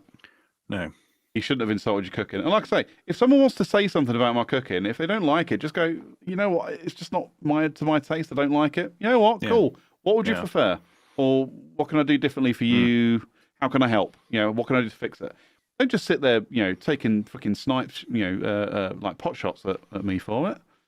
Well, it's just a bit of banter gone too far. Yeah. But it's gone too far because Mark has got nothing else to say for himself. Nope. He's got nothing else going on. And the only way that he can actually be part of this group is by making jibes about the food. Yeah. But it's that he even said it. It's like, did you forget to season it, or is this why I stick? This is why I stick to takeout. At first I laughed it off. Now, that's a healthy attitude. It's think, assume positivity. Assume they're not trying to be insulting and they're just trying to have a laugh. And you just go, But yeah. Then he comes out with even a frozen pizza would be better than this. Get out. Go away. Yeah. If you don't like it, just fuck off. Yeah. Yeah. At this point, piss off. Even the seasoning thing. I mean, well, salt's on the table, dickhead. Yeah. Got salt, pepper. Here's some mayonnaise, ketchup. Yeah. Go nuts. Yeah. Don't care. But this is a row that seems to go on a lot on the internet. I've noticed about seasoning.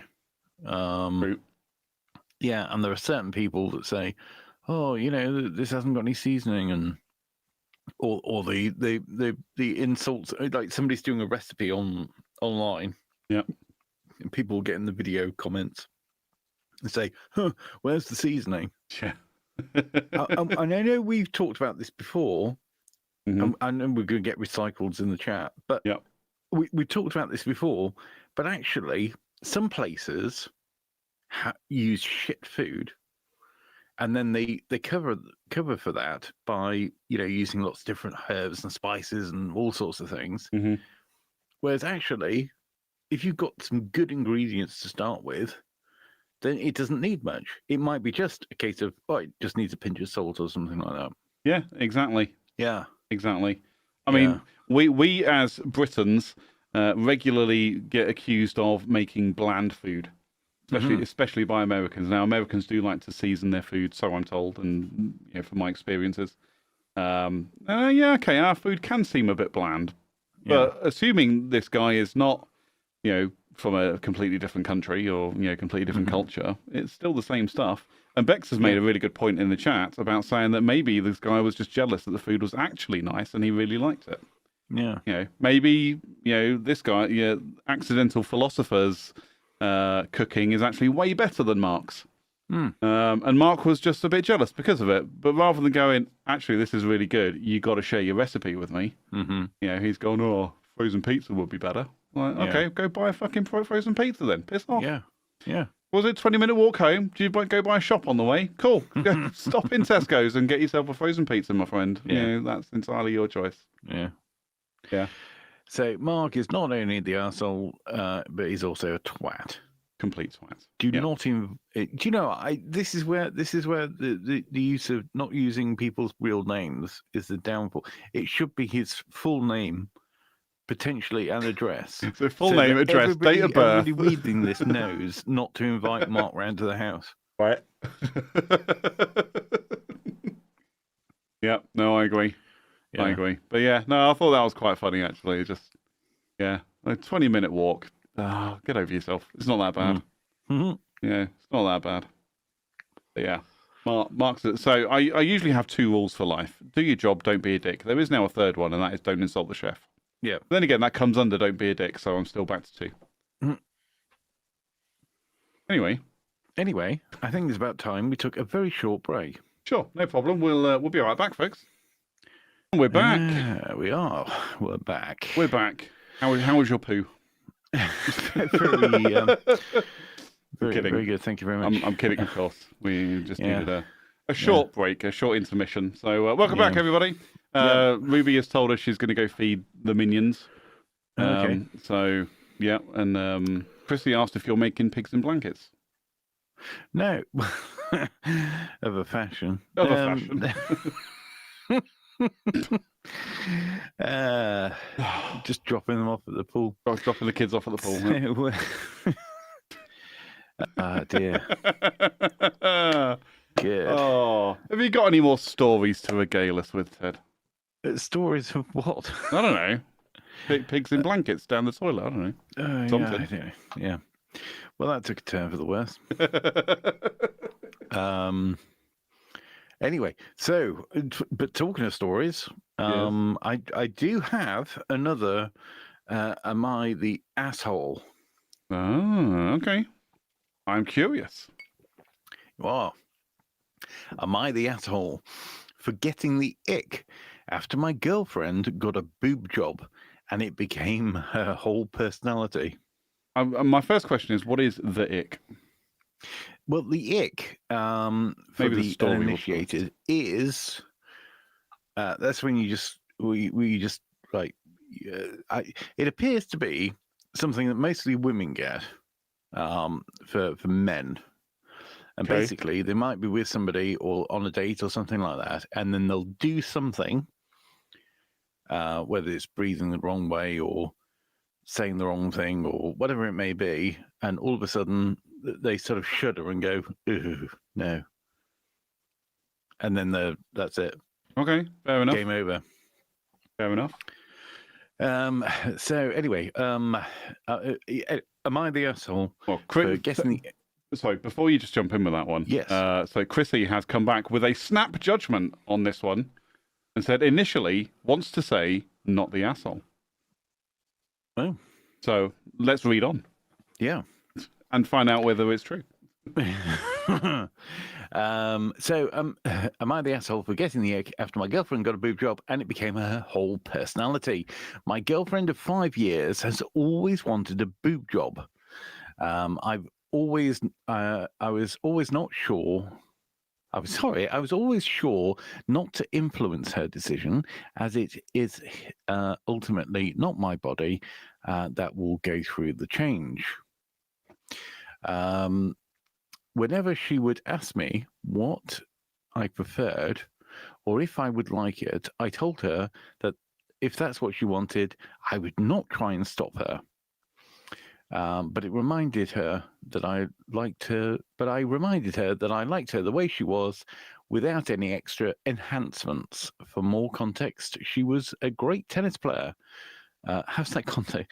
And I like myself, played for the same college team, which was how we met, and one of the reasons I fell in love with her. So he's basically saying he doesn't care because he fell in love with her because they both like tennis.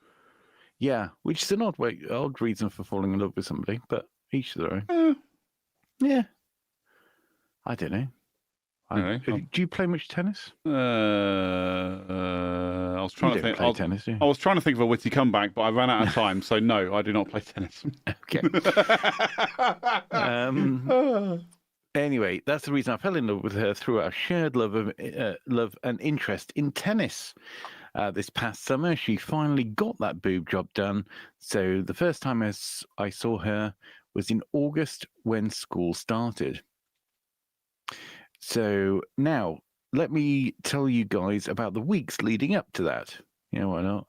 She started posting a lot on Instagram with pictures where she made sure to include her bigger boobs. All of her stories were mainly selfies taken from low, where it was clear she was trying to show her recent assets. This didn't sit too well with me, but I didn't say anything.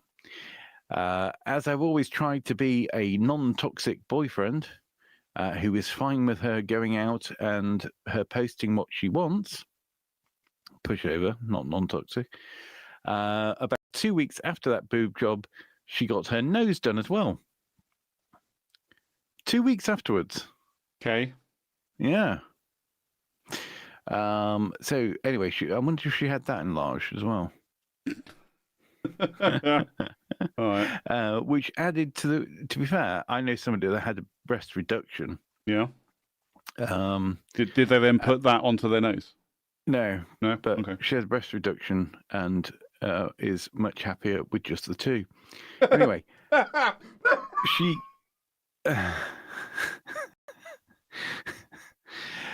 Come on, dude. Don't do anyway, that she got her nose done as well, which added to the question in the back of my head, which I kept on trying to push out of the way. Why is she suddenly being like this? Who is she trying to impress or look good for? You? That's a possibility. It could be. I understand she may have done it for herself, and I'm happy she's feeling more confident. But why post these excessively revealing pictures on social media when you have a boyfriend of 5 years? Flash forward to the second week of school, where I have already, seen the boob job from closer and done things couples do. She tells me that she has a surprise for me. I'm never expecting it to be her getting her lips done too. So she's got a boobs done, she's got a nose done, and now she's got her lips done. Mm-hmm. So, I mean, one question I've got is, where'd she get the money for all this? Maybe Drugs. she's got loads of money. It's always drugs. Well, it's always drugs. Whatever the question is, the answer is always drugs. Drugs, yep. What do you want for dinner? Drugs. Drugs. For that. What time do you want to get up in the morning? Drugs. For that whole week, she made sure to keep my lips away from hers because of the chance of the lip job getting ruined. How does she eat? How does she eat? I mean, you can't. No idea. Anyway, she wasn't allowed to play tennis and started giving the coach excuses of why she wasn't even allowed to touch a tennis racket. She stopped wearing a bra, bought tops and shirts that would show off her boobs, wore more revealing clothing, all the while she kept posting these pictures online. Oh. Whenever she snaps or sends me random pictures, she always shows me her tits. She's always trying to show me her tits or her nose. I mean, you always show people your nose, don't you? I try not to, Yeah, I know, but I mean, I try and just cover it up. We are generally exposing our noses. Anyway, there you go. You can't see my nose anymore. There you go. I'm getting to a heartfelt point here. Oh, sorry. All right. that face that I fell in love with, and the first person that I ever saw nude, is now, in my eyes, completely different. To be honest, ever since that second week of school, when she had her lips done, I began losing feelings for her. Unknowingly, I was getting the ick from her, not just because of her new physical attributes, but because of the new way she handled herself. It seemed as if that once intelligent, sporty, passionate girl with a natural face and nice body that I loved was not there anymore. And in her place was a girl who yearned for attention from others with fake boobs, nose, lips, and all plastic. Her face now looked completely different, and in my eyes, she had lost that spark that I once felt for her. So, because of this past semester has been full of me trying to get my feelings back for her. But I just can't get past the fact that she is, well, fake. Harsh. Our relationship has had some problems recently. Well, yeah, all the fake stuff. And I really think that it's because I've lost interest and feelings for her. And sometimes I don't even feel like having sex with her, because I feel a little bit weird when looking at her fake boobs and lips. In some moments, I've debated telling her how I feel, but I know that would crush her. At some moments, I've even wanted our relationship to end, but I can't just break up with her because of this. And I find myself wanting her to break up with me. Am I the asshole for wanting her to break up with me? All right, dude. Right. There's a lot to unpack in this one. There is indeed. And number one is, no, I don't think you're the arsehole at all. Because depending on who you are, I feel like this is like, our dear Deirdre from The Sun, or, whatever the American equivalent is. The bun. The bun, yeah.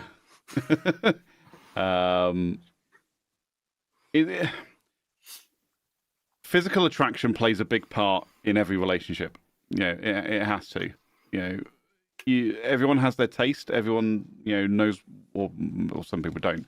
But everyone's got a type, if you like, or they know what they like, or they know what they don't like. Mm-hmm. For me personally, personality is a big, a big part of the attraction. I just want people to be a nice person and, intelligent and can hold a conversation, that kind of thing, even though I'm terrible at holding conversations. But physical attraction comes into it as well. And I'm with him on the fake part of it. I'm not a big fan of okay, I say fake loosely, but fake in the sense of they've augmented themselves in some capacity. They've, had a boob job, had a nose job, got their lips made fuller, I don't know, done something because they feel they want to improve themselves. And actually, I commend that, because if you feel that you are, you want to improve yourself, then fine, go for it. But at the same time, me personally, I prefer, natural looking. I don't need, people that look like they've just plastered, literally like face planted a big tray of foundation, and makeup just so they feel good, is not the kind of, they may be the nicest person in the world, but it's not really what I'm physically attracted to. And I think that's where this guy's going. It's and I'll hold my hands up and say, you know what, big fake boobs, don't do it for me, not even a little. They just don't do it for me. Yeah, so I'm on this guy's side. I'd probably lose interest if that was the situation I found myself in as well. But at the same time, I'm also thinking, well, maybe you just need to talk to her. Yeah. You need to have that conversation, because that's going to eat away at this guy for a long time if he doesn't do anything about it, and he's going to end up depressed and all sorts of weird and wonderful stuff that no one really wants to go through. But if you're not willing to talk about it, you're going to end up going through it. Well, the thing is, you say he's got to talk to her, but in all reality, what's the conversation going to be? I don't like your fake tits. I don't like your fake lips, and I don't like the fact that you've got a different nose. I also don't like the fact that now every photo you take is very provocative. I respect the fact that you have got these augments. You've changed the way you look, and you feel better about yourself, and that is brilliant. It's just not for me.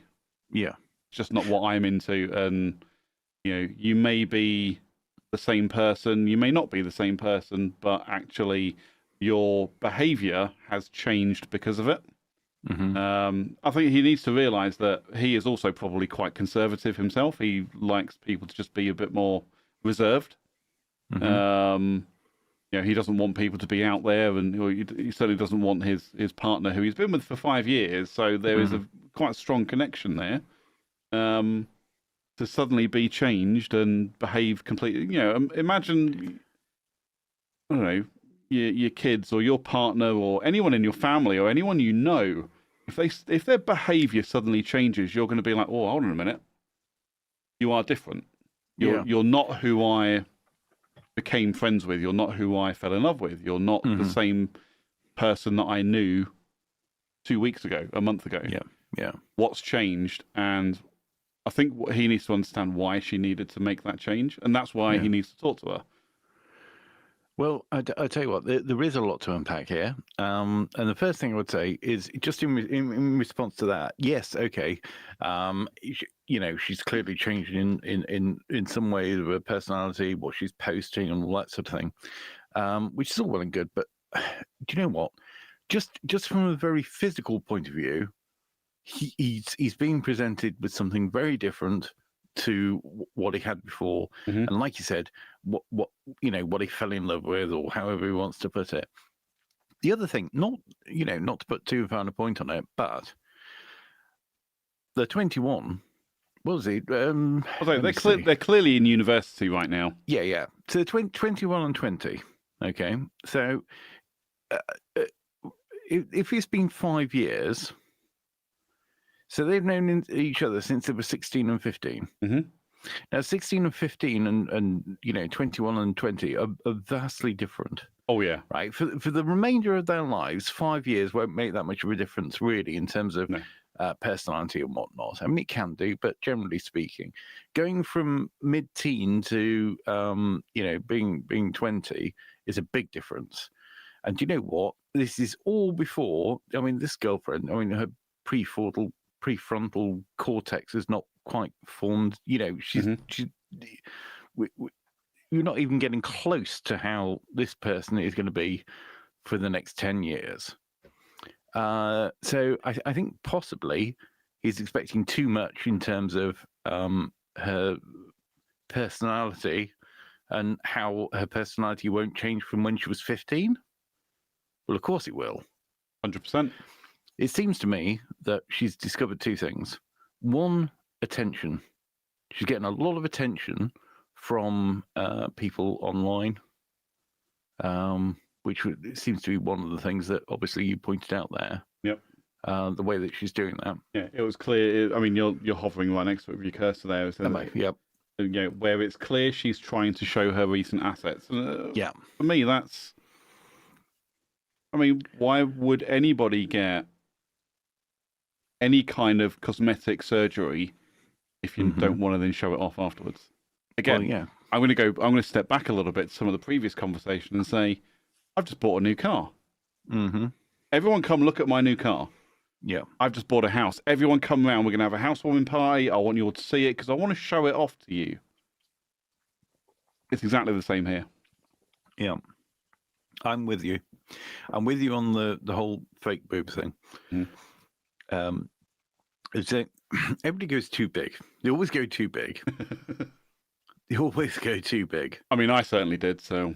Well, yeah. I mean, your boob job was an absolute disaster. It really was. I mean, that surgeon should be shot, really. Okay. But anyway, yeah. But there's a lot here that's been done. You've got the boobs that have been done. You've got the lips that have been done. You've got the nose that have been done. I mean, the nose. I mean, even any one of those three. Well, the thing is, the lips. I mean, depends. I mean, sometimes you see it and it just looks ridiculous. It's like filler, and there's no definition in the lips. It's just like two rubber rings. So it's literally someone's just slapped a couple of fucking sausages on their face. Yeah. Maybe that's what they're hoping for. Yeah, I know somebody that had who has lip filler, and it looks perfectly all right. And I've only ever known them with it, so they've then shown me pictures of them without it. I'm like, oh yeah, I kind of get it. But yeah, it's taken to extreme, and some people get things done professionally. Some people get things done by, I don't know what kind of licensing is involved in lip fillers and face fillers and Botox and things like that. But I'm sure the bottom end of that particular industry, you're going to get some horror stories and some bad results. And if you have a look around on social media and Instagram and stuff like that, there's thousands upon thousands of women with the same fucking face because they've all had the lips done, so they've all got the same lips, and that kind of forms a large part of the whole thing because they've all got the same hairdo and stuff like that. They've all got the same makeup now with the contouring and all that sort of business, and they've all got the same lips, so they've all got the same face. I mean, I remember reading a story or seeing a story ages ago about someone who basically turned themselves into a Barbie doll. They had so much plastic surgery that they actually looked like they were made of plastic. And again, that's not for me, but there is a point of, if that's what makes you happy, go for it. Yeah. Just, if I'm in a relationship with you around that, I'd probably I'd want to say something. Yeah. I won't want to step away immediately, but I'd be like, look, think seriously about this. You are going to change everything about you. People are going to treat you differently. You're going to think of yourself differently, whether that's positive. Hopefully that's positively. But is that really what you want? Is that really what you want to do? Yeah. There are millions of people in the world who are happy without cosmetic surgery. Yeah. Okay. I mean, but again, maybe we don't have the full story here. Maybe there is something, in this that, signifies, I don't know, maybe she got bullied because she's flat-chested, or, she does have a big hook nose or something and just decided, you know what, enough's enough. I've saved up a load of money, or daddy's got a good job and is able to pay for it for me. This is what I want. I don't want to be a flat-chested person anymore. I don't want to have a hook nose. I want to look, but has then gone, well, okay, well, maybe I can do something else. And maybe I can get my lips done. Maybe I can then have Botox. Maybe I can then have, I don't know, she's clearly athletic, so probably doesn't have a lot of body fat, but you know what I mean, though? Where does it then end? It's like people who get tattoos. Some people are just happy with a couple. Some people go to the other end of the extreme and will just be coated head to toe. Yeah. But that's up to them, really. Just not the kind of people I would. around. The thing is, with that kind of cosmetic surgery, so the boobs and the nose, lips. I mean, nose I kind of get if you got like a major issue, and you can't do anything. You can't read a menu because it's in the way. Mm-hmm. Yeah, fair enough. But the thing is, you say, oh, if that makes her happy, well, it probably won't. Because as you say, you've got one thing done, then you got another thing done, then you want to get the next thing done. Like you say, next time it'll be the Botox. And then at some point, she'll think, oh, actually, I don't look like I did when I was 20. I need to get the whole thing lifted. And the boobs done again, slightly bigger. Well, that's it. The question just becomes, where does it end? Well, the thing is, what he's saying, I believe that what he's saying is right, which is basically the person I met, the person I fell in love with, and that's not there anymore because that person has changed. And the thing is, it's in a difficult situation because she's changed not only physically but also the way she behaves, which is hardly surprising considering that when they met she was 15. But she's changed even more dramatically, and of course, she got the boob job done. She's on social media. She's probably got loads of guys in her DMs now. Offers to fly her out to goodness knows where, for goodness knows what. Yep. And he's left there. 21. But I mean, it's just maybe that's part of his feelings. Maybe that's where you're going with that, is he feels that she is going to attract a lot more attention and probably is, and maybe feels threatened by that. Oh yeah, undoubtedly. Well, it won't. It definitely won't be the right type of attention anyway. But the thing is, like he says, what he had is now changed. But it does beg the question: at what point? Not that I'm saying that people need to have consent from somebody that they're with to be able to have a modification done or whatever it may be, but actually it's kind of a bit of a fine line, and or more to the point, not about consent but more about their expectation. Yep. So let's say, for example, you're dating. Okay, let's say you're dating somebody. I am dating somebody.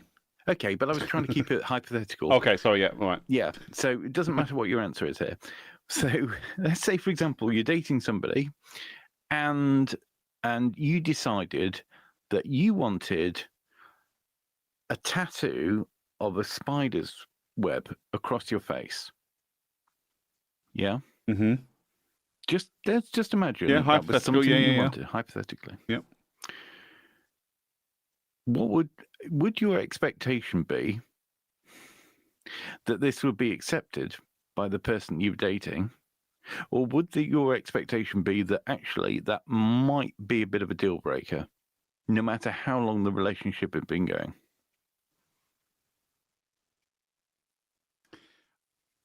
It's difficult for me to answer,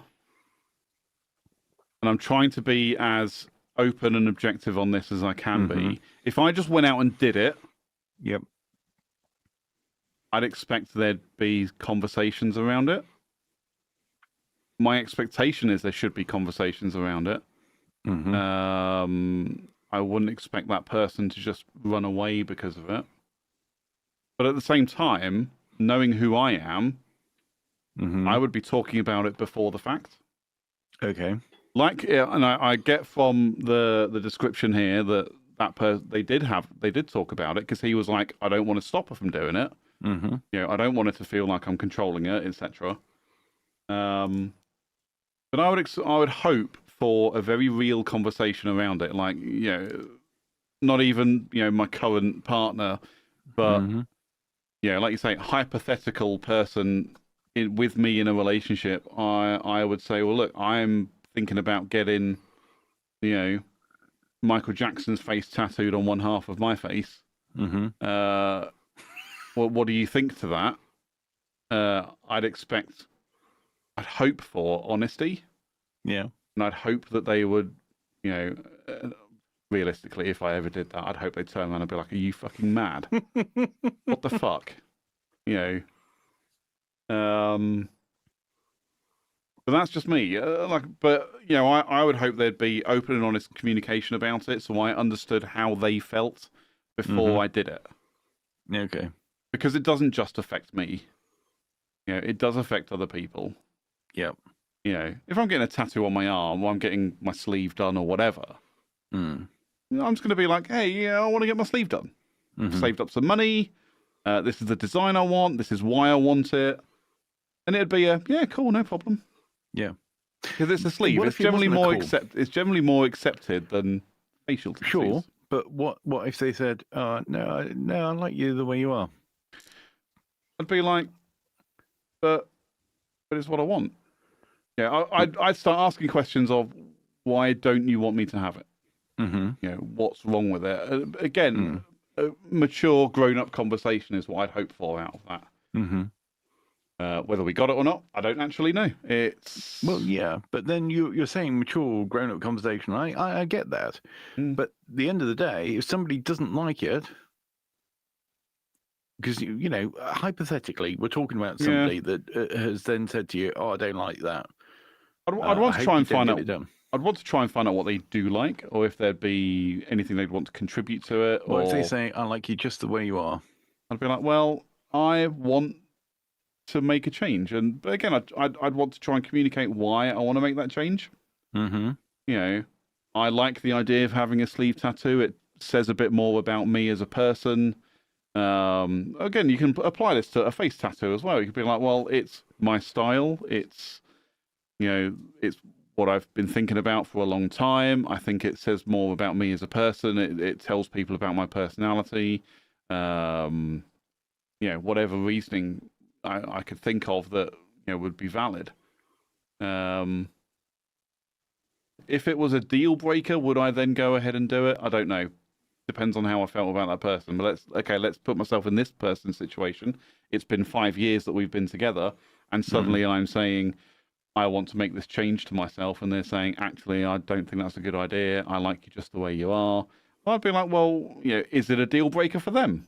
I'd literally say, well, is it a deal breaker for you? Because this is genuinely what I want. This is what will make me happy as a person. And if that doesn't make you happy, then I don't know. Surely, because I'm thinking about how I would respond if they asked me that question. I'd be like, well, I just want you to be happy. However, if you wanted a tattoo on your face, let's think about what you're going to get, because face tattoos aren't really for me. I don't know. That's hard.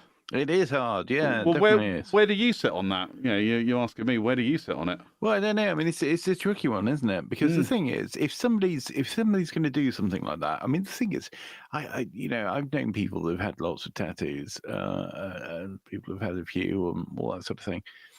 But it's the case that if somebody gets really into it.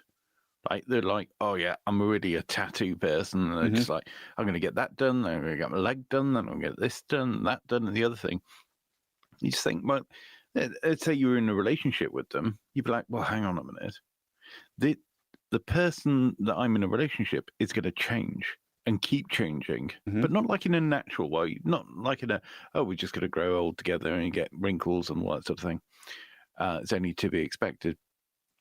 But to make those changes, to change that their physical appearance, I'd be like, well, how are you going to know what you're going to get? How do you know what you're going to get in 5 years time, 10 years time? Exactly. You just don't. Yeah.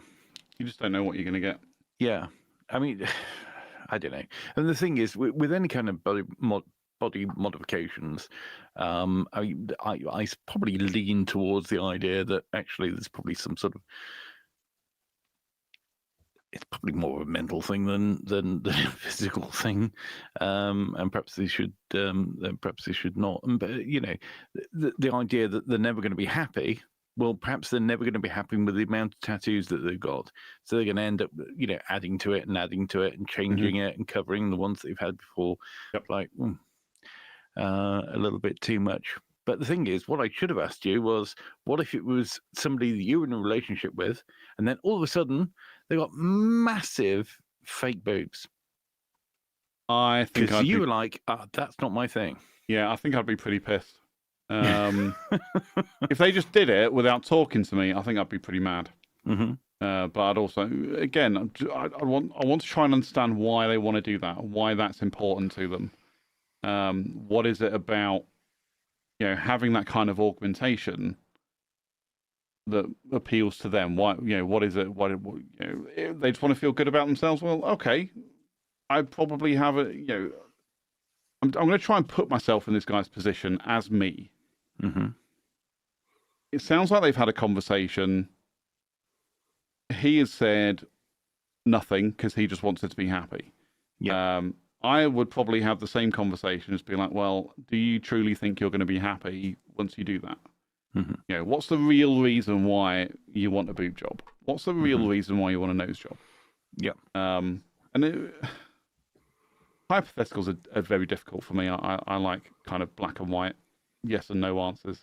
But if they just say, well, I just want to have big boobs because I want to show off, I want to feel like I fit in with my friends, or I want more attention from other people, I'd be like, well, do I not give you enough attention? Is this are you looking for sexual attention, or just you want to be the center of attention? Because if it's the second one, go nuts. That's really what you want, and you really think that's going to make you happy. I support you. I'm behind you 100%. I might also be in front of you from time to time. Anyway. Lol. But thank you for the sympathy, lol. I appreciate that.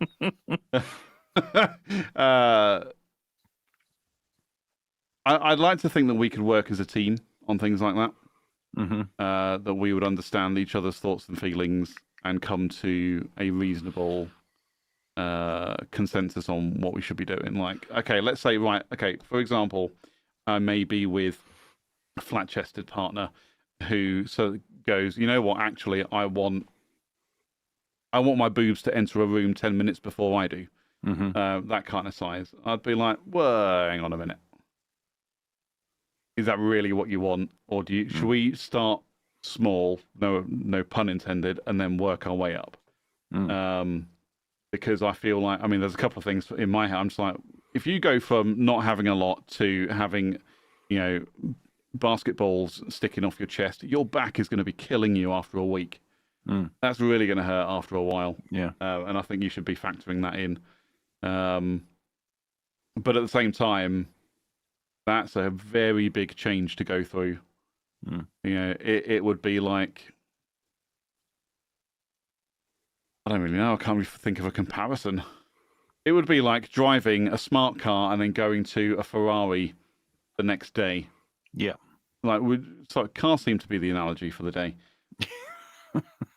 But it really is that. It's like, okay, you're driving a smart car. It's not very powerful.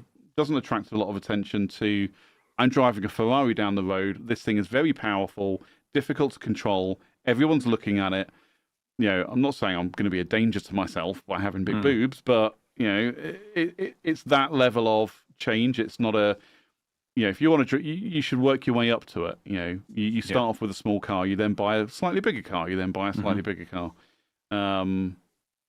I would be encouraging, if that's what you really, if that's what you really want, I'm behind you and I support you. But let's one step at a time. Let's take it slow. Make sure it's actually what you want. Yeah, because I feel like you're going to go for this big boob job, and you're suddenly going to find yourself very unhappy. Yeah, I think you're being very diplomatic and probably diplomatic. I'm trying. Look, as far as this is concerned, here's my view on this one. First of all, like the big massive fake boobs, right? I don't like. So if somebody went from like having normal boobs to like great normal? big massive normal, just normal. A handful or less. Okay, but anyway, the point being. Right, because they come in different shapes and sizes anyway. But the point is, like the fake ones are fake, and the way you can tell is they look fake. They feel fake. They're fake. Get them away. All right. Like, hey, shoot me for having an opinion. Anyway, so I'd be livid. But it doesn't mean that it's not my choice. But if somebody chooses to do that, then it's fine. It's also my choice to go, not my thing anymore. Bye. Yeah. This guy here, he said it in his blurb, and I have highlighted it just then. Yep. He said, "I've always tried to be a non-toxic boyfriend," and I think this is part of the problem. And bearing in mind, this guy's 21. So for all of his adult life, which has been very short anyway, but also a large proportion of his teen life, all he's been told is, don't be toxic, don't be toxic.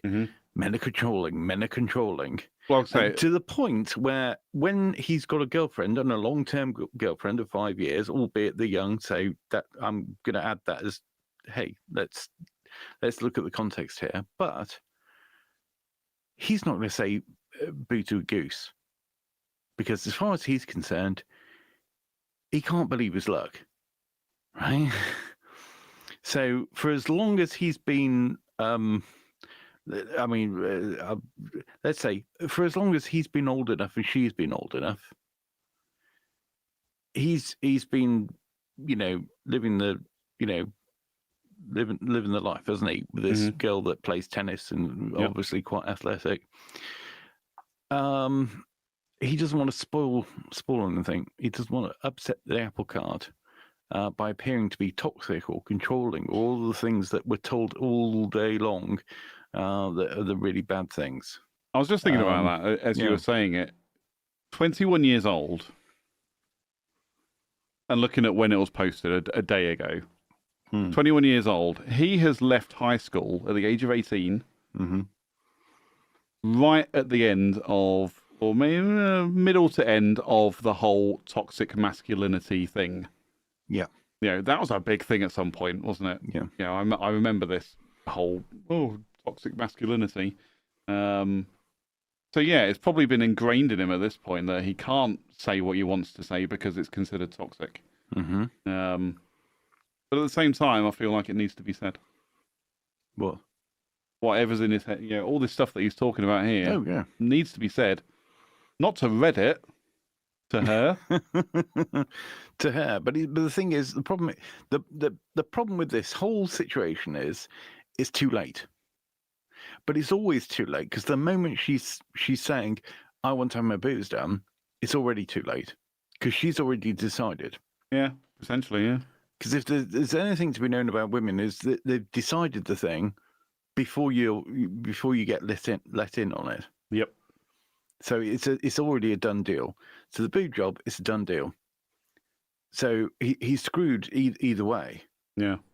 I want to just throw this back out to the chat, actually. And Chrissy, you said initially you wanted to say not the asshole in this one. What do you think now? Now that we've gone through it and read it, and excuse me, no pun intended. Read it on Reddit. Yeah, we read it on Reddit. What's your opinion now? Do you still think he's not the arsehole in this one, or what? Bex has been in saying, also your partner looks at your face a lot more than you do. That's going back to the whole face tattoo thing, which is true. But I also, the face tattoo thing for me, I'm just like, I mean, I probably look in the mirror more. I mean, I look at myself quite a lot anyway. I mean, I'm looking at the camera, but I'm looking at me. Oh yeah. So I've got a prompter where I can look at the both of us as I'm looking at the camera, but I spend more time looking at me than I do you. No offense, Ted. Yeah, that's fine. I prefer how I look. Yeah. Perhaps if I got a terrible garish and get yourself a ginger beard, then I might look at you a bit more. Well, I mean, I did my best, but it went grey. Mine's going grey. Yeah. Awful. But yeah. No, I did have the old ginge going, but that's another thing. It's like facial hair, but the difference with facial hair is you can adapt that. True. You can adapt that. You can, yeah. But yeah, I mean, I don't know. But the thing is, right, I'm not going to go out and get a tattoo. I'm not going to have a boob job for certain. Are you sure? Right? So I'm pretty sure that's not going to happen. but yeah, the facial hair. Like if I shaved off my beard and somebody doesn't like that,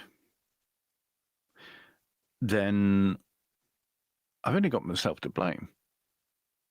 And the thing is, it's you. I don't know. You like what you like. And if you don't like fake boobs, then you can't. What's the point? You're just going to be with somebody that you don't find physically attractive, and that's where this guy here, who is it? Top Shop, 2773. Yep. Yeah, Top Shop. That's the situation he finds himself. Yeah. And why? I'll tell you why. It's not because he was not pretending, but it's not because he was trying to be non-toxic. It's not because he didn't talk to her, because that wouldn't have changed her mind. Should have done it anyway. Yeah. It's not because of any of these things. It's because he met this girl when she was 15, and she's now 20, and she's discovered validation on the internet. Yep. She's discovered the effect of having boobs at all, let alone big ones, and she's parting ways with him. That's my view on that one. Get in the chat and let me know if I'm talking absolute arse. Well, Chrissy has been back in. Thank you for responding. They said, but also I feel like maybe they shouldn't have been together anyways. And actually, yeah, that was going through my head with the tattoo thing. It's that if I had a problem with my partner getting a face tattoo, the chances are they probably already got tattoos. And if I wasn't into tattoos, I wouldn't be with them anyway. Right, I'm gonna throw up a quick disagree on that one. Okay. Because there's a big difference between having tattoos and having a face tattoo. And I was just gonna kind of move on to that bit as well. Yeah. But there is a big difference between tattoo. I mean, I don't mind people with tattoos. That's fine. I love the fact that people can express themselves in that way. I don't think it works on the face. The outward expression of, I don't want a real job anymore. I want to be a barista. That's a joke. Okay, I was going to say, I have a real job and I have tattoos. So yeah, I know, but you don't have any on your face. But maybe that's a condition of, me and my age and how I was brought up. It's that you can have tattoos, got to be able to hide them though. Yeah, yeah. And I do want to change that narrative for myself. It's that I don't care that people got tattoos. Like Virgin Atlantic, the airline, went through this whole ad campaign of we want people to be who they want to be, and it shows cabin crew with tattoos on show. And they've just gone, we don't care anymore. Why should we? People are people. Individuals are individuals. And it's almost a message to people who don't like people with tattoos. Just say, if you don't like it, shove off. Go away. But again, would Virgin Atlantic hire somebody with a tattoo on their face? Or would they hire somebody with tattoos? Because that's clearly going to be their policy. Is you can have tattoos on show. That's fine. Where's the limit? Where does the line get drawn? So a member of my family has a tattoo on his hand. It literally covers his entire hand. Not my cup of tea. Yep. But if that's what he wants, go for it. He has a pretty good job as well. He's not a barista. Road sweeper. No, I'm kidding. He's not. He's actually got a really good job. But it's like where do you draw the line with it? And I'm thinking like Virgin Atlantic. If he went for a job as cabin crew, fully qualified or good for the job, whatever, but then they saw he had a tattoo on his hand, would they then be like, just a little bit too much? Or like, I hate neck tattoos. I don't like them. Like people who have their entire neck done all the way down. Like basically the tattoo comes up to here, up to the jawline. Yeah. I don't like them. But my personal feelings on that shouldn't affect my judgment on that that person as an individual. It's just, I don't have the same taste as them. Yes, but then there's other things you can draw from it. So you might think to yourself, well, that was a shit idea, and therefore that makes you think, actually, maybe you lack judgment. So maybe when we're experiencing bad turbulence, or maybe we have an emergency landing, this isn't the person to trust. Maybe.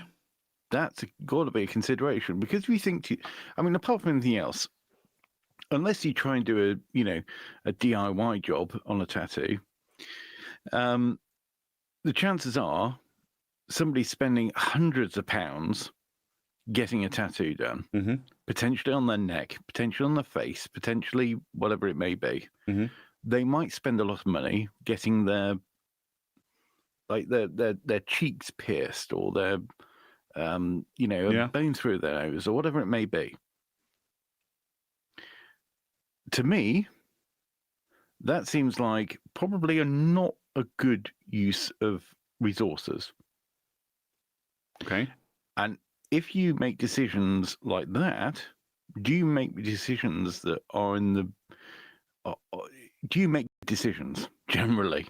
And if I then think that person probably doesn't make good decisions, is not really a very wise person, I might take a view as to whether they should be a cabin crew where safety is at stake. It's a fair point. I also want to counter it with that shouldn't matter. Because at the end of the day, people should be hired to do a job based on their knowledge, skill, training, etc. Whether or not they've got tattoos.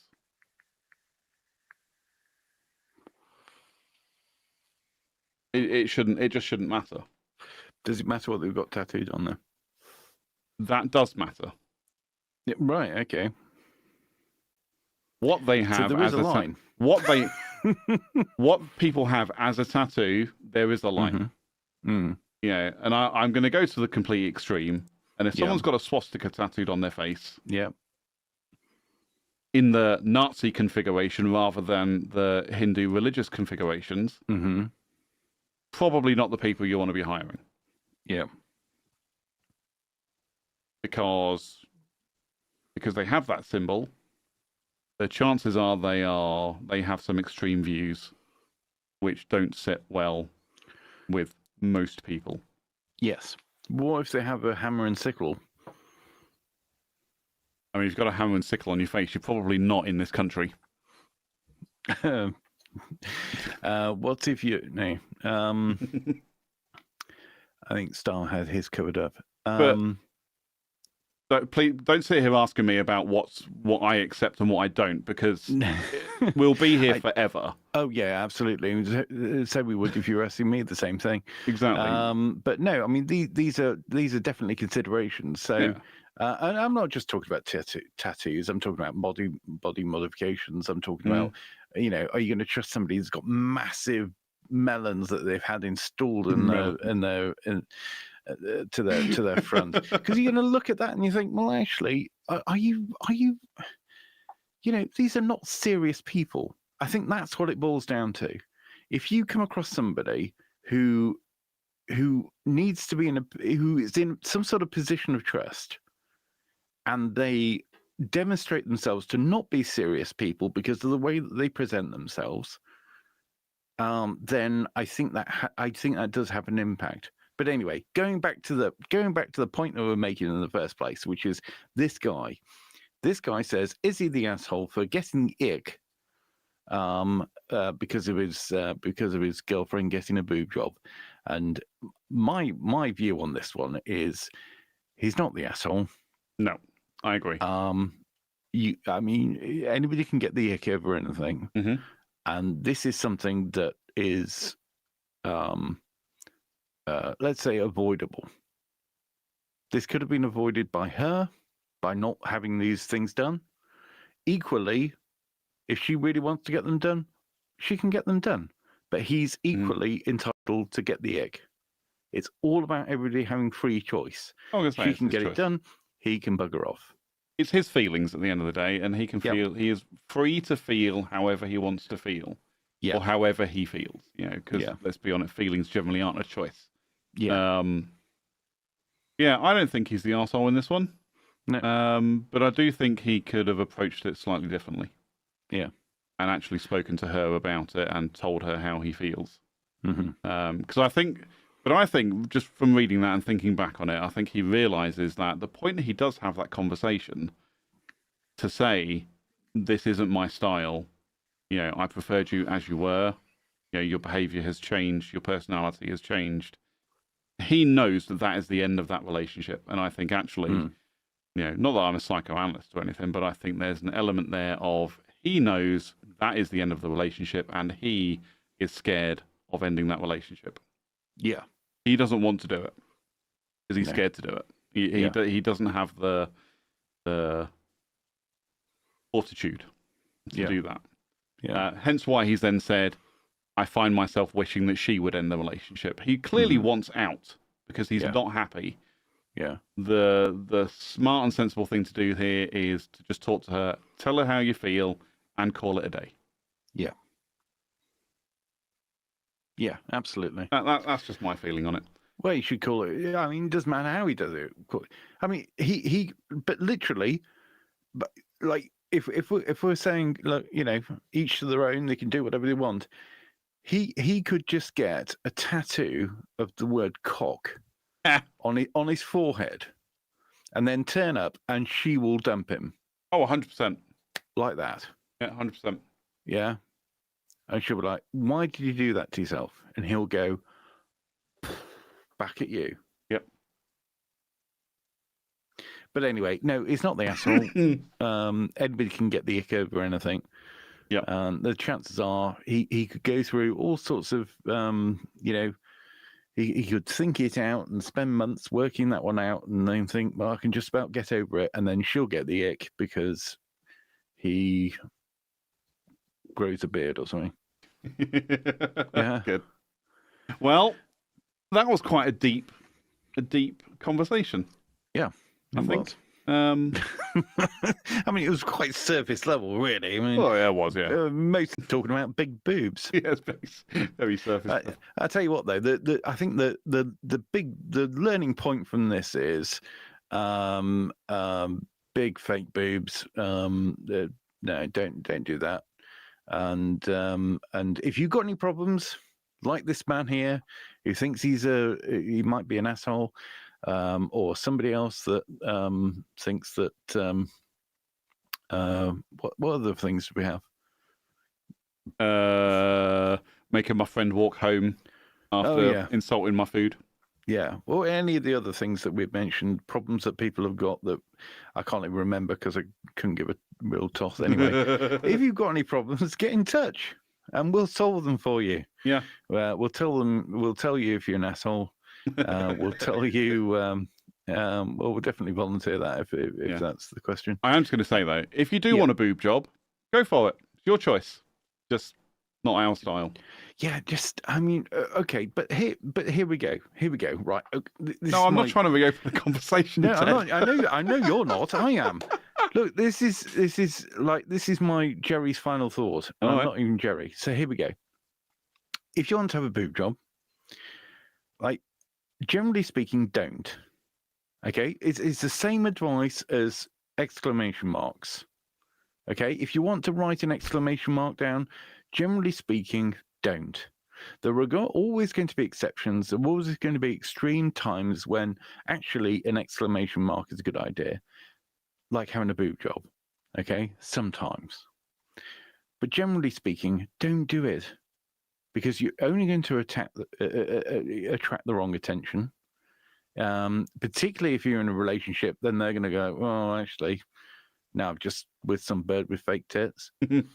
And it could be the ruin of you. So don't do that. Also, don't do any kind of body modification if you're 20 years old because your brain's not fully developed. Wait a bit. So that's my advice. Okay. I say you only live once.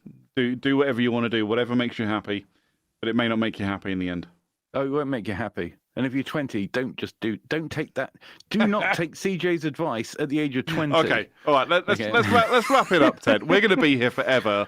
Me saying, do what you want to do. You only live once. Live and let live. It's your life. Who gives a shit? Yeah. You know? And Ted saying, no, don't do any of that. No, don't do any of that. Okay, I think the chat's out. Yep. Everybody's out. We're out. It's getting late. Thank you for joining us. Yep. If you completely disagree with anything that I've said, then keep it to yourselves. If you agree with me, then you can get in the comments, of course. You can also DM. You can DM the show at what's the show's DM? Oh, there's loads of them. I don't know. Find us on Instagram. Just search for the Tuesday Show podcast, and you'll find us on. Yeah, on all of you them. can't DM CJ because that's a waste of time. I've thrown him off today, everyone, because I've killed all my social media. So yeah, I know. I mean, hopefully he'll be back because then you know he can actually interact with people. Not a people person. Not. Yeah, so get in touch. You can DM me, of course, at Ted James Media. I don't get to say the old FM thing now. I'm gonna have to somehow work that in somewhere. We'll figure it out. Yeah, we'll work it out. You can also email us at CJ and Ted at thetuesdayshow.co.uk. And actually, I just want to say, if there's anything that you want us to discuss, you know, if you've seen a Reddit post that you're interested in, or any other posting that you think would make for good conversation for us, send it to us on email. We'll happily take a look. Yeah. Until next time, goodbye. Bye, everybody. Bye-bye. The music's playing, but we're still waving. So, bye, everybody. Okay. Bye, everybody. Are we silent? No.